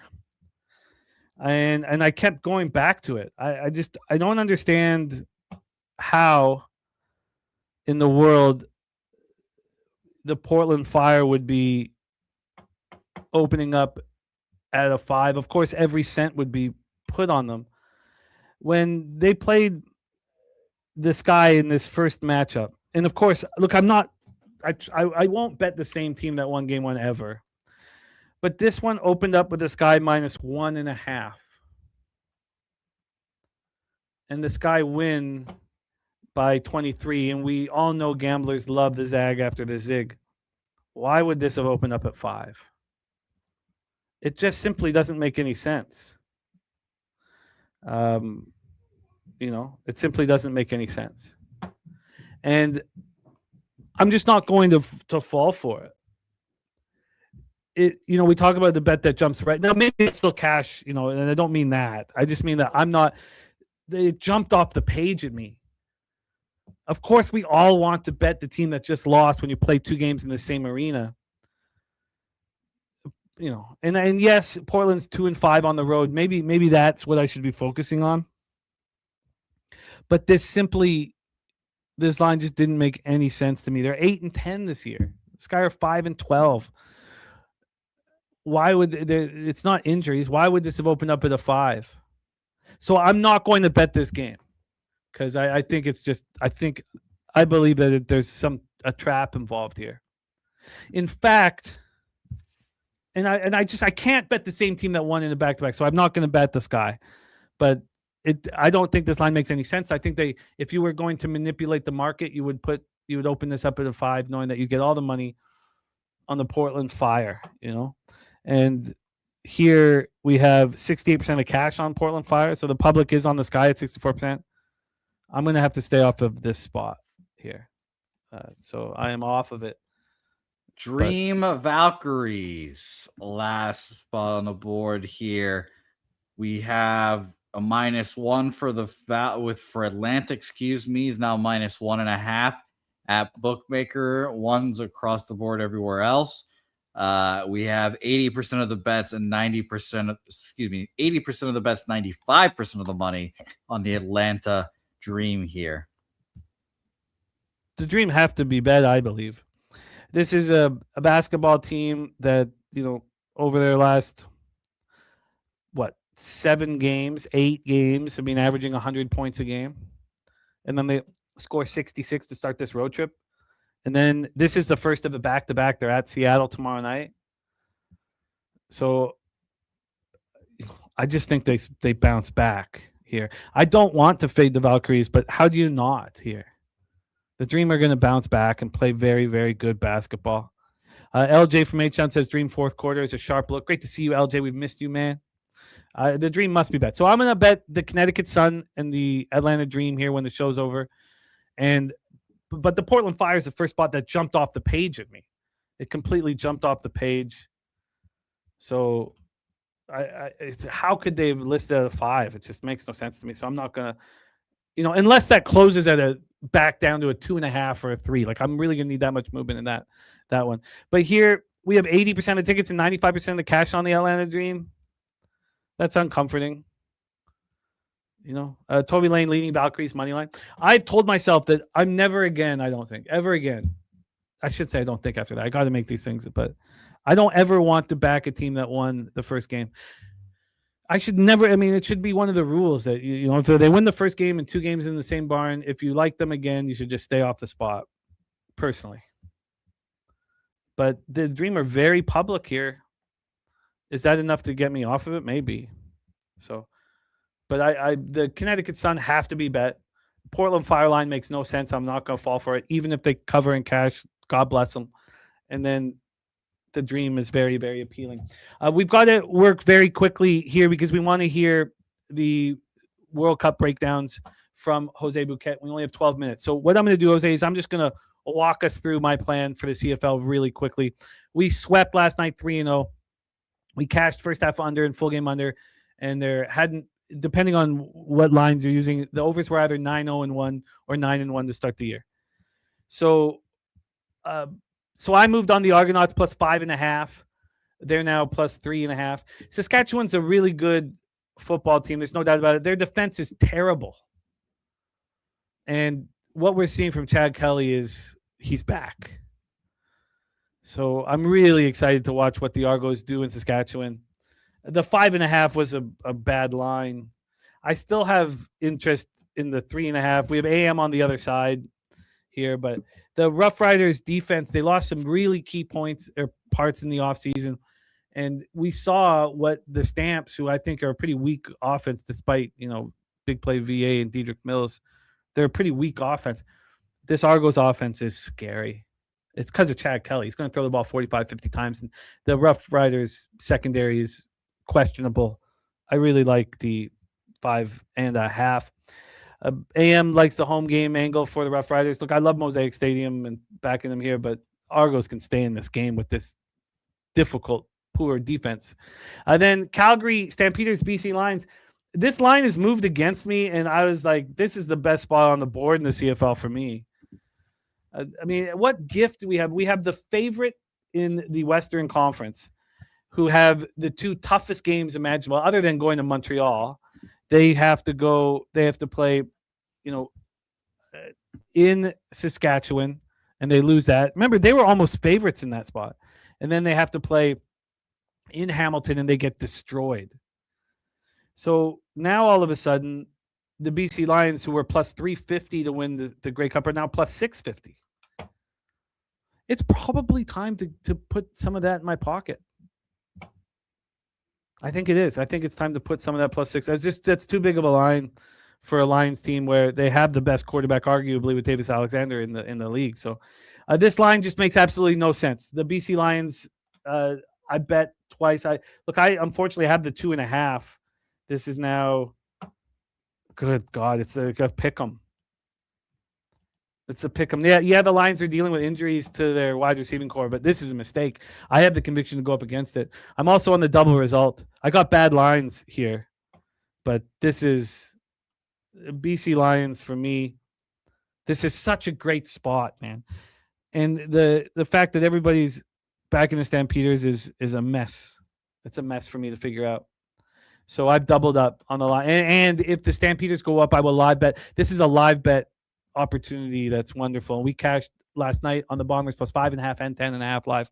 Then we have Red Blacks Alouettes here, and we've had this move back to the over to the Red Blacks, which is a surprise to me. Or has it come back? Yeah, 8.5, 8.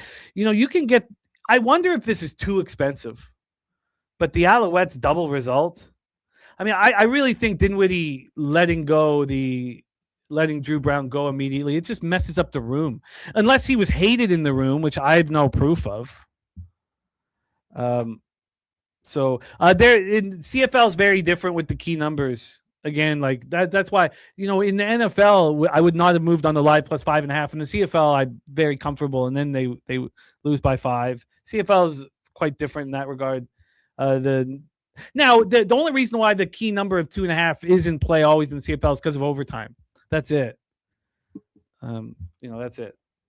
So I love the Lions here going up against the market move with pleasure and waiting to live bet the Lions if they go down.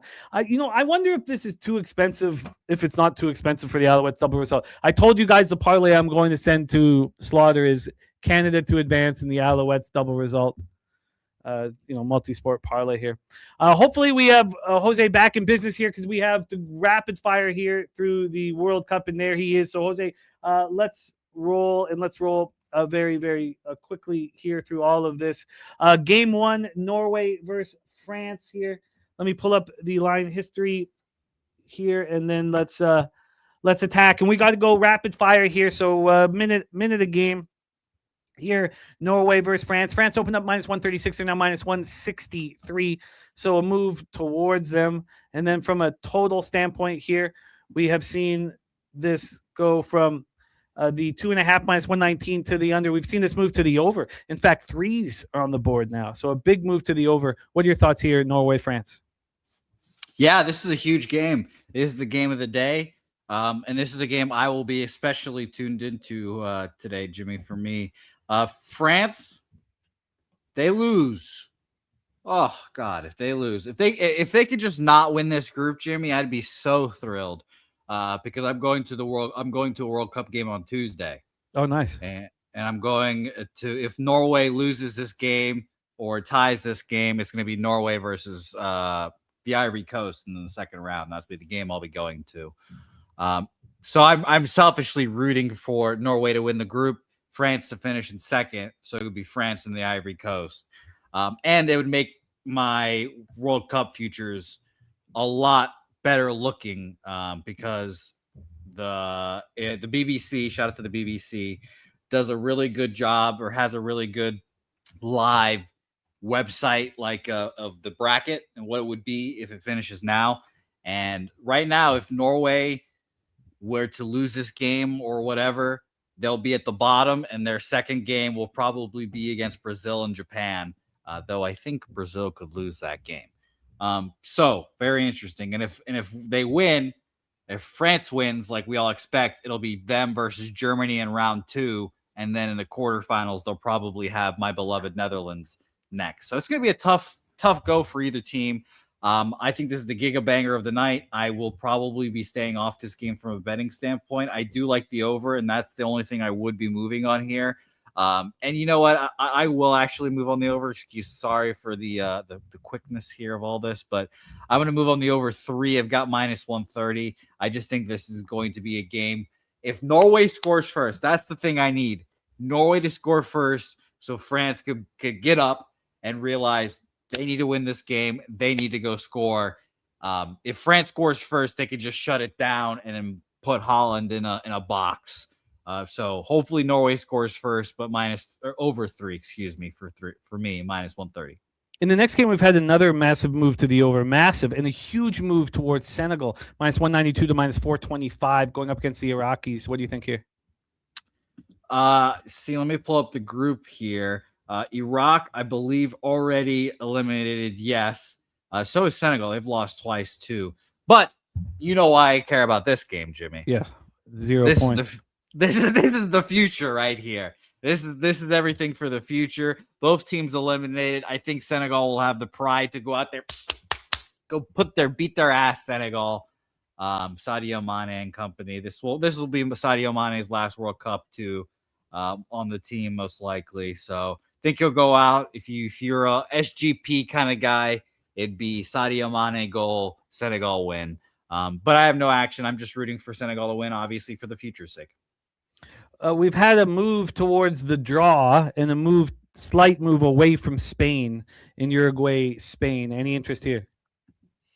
Another very good game. I think Spain, it's funny.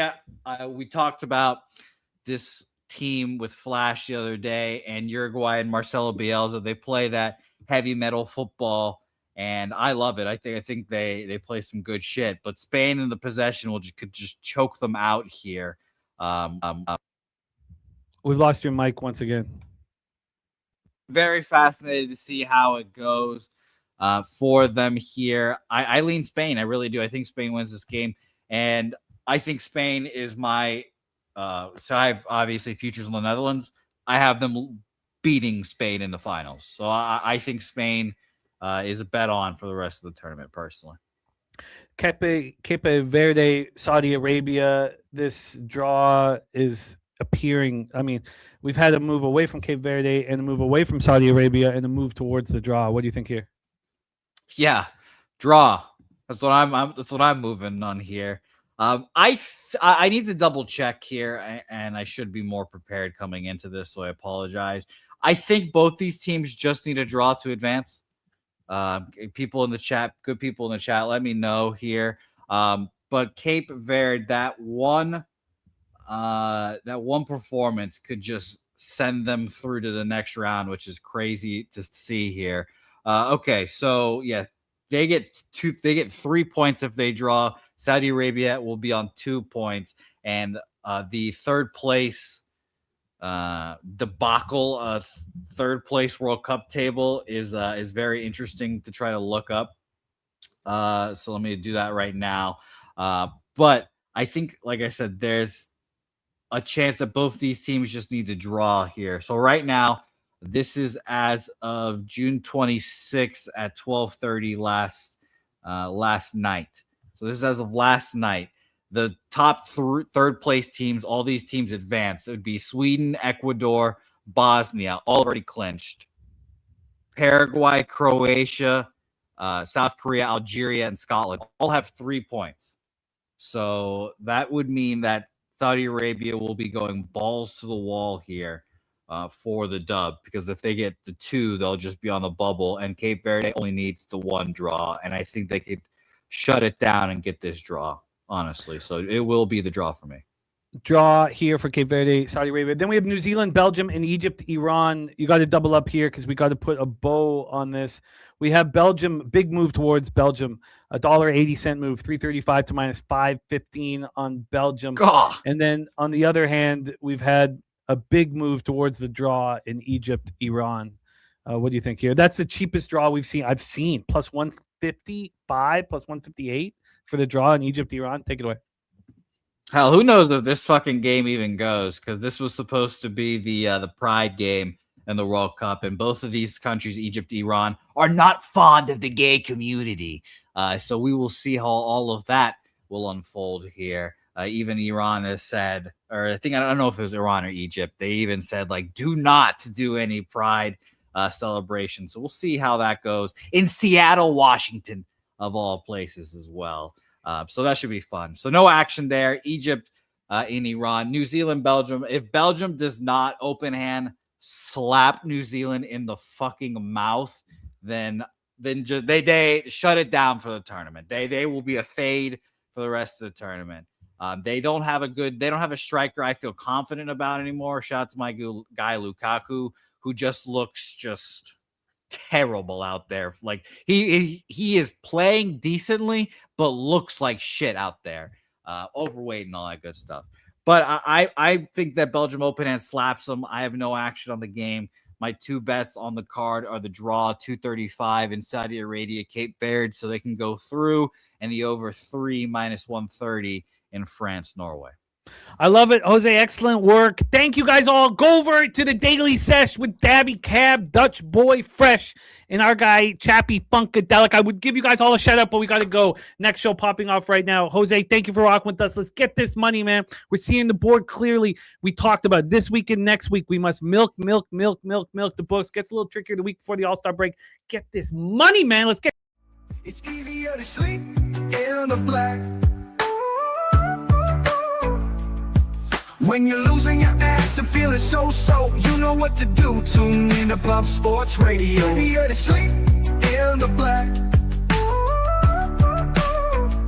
It's easier to sleep in the black. It's a roller coaster ride, you're gonna catch a bad beat. No problem, keep your head up and just bet the spreadsheet. It's easier to sleep in the black. It's easier to sleep in the black. All thanks to Jeff Slaughter, these shows have our backs. POD's always rolling, especially the stats. Easier to sleep in the black.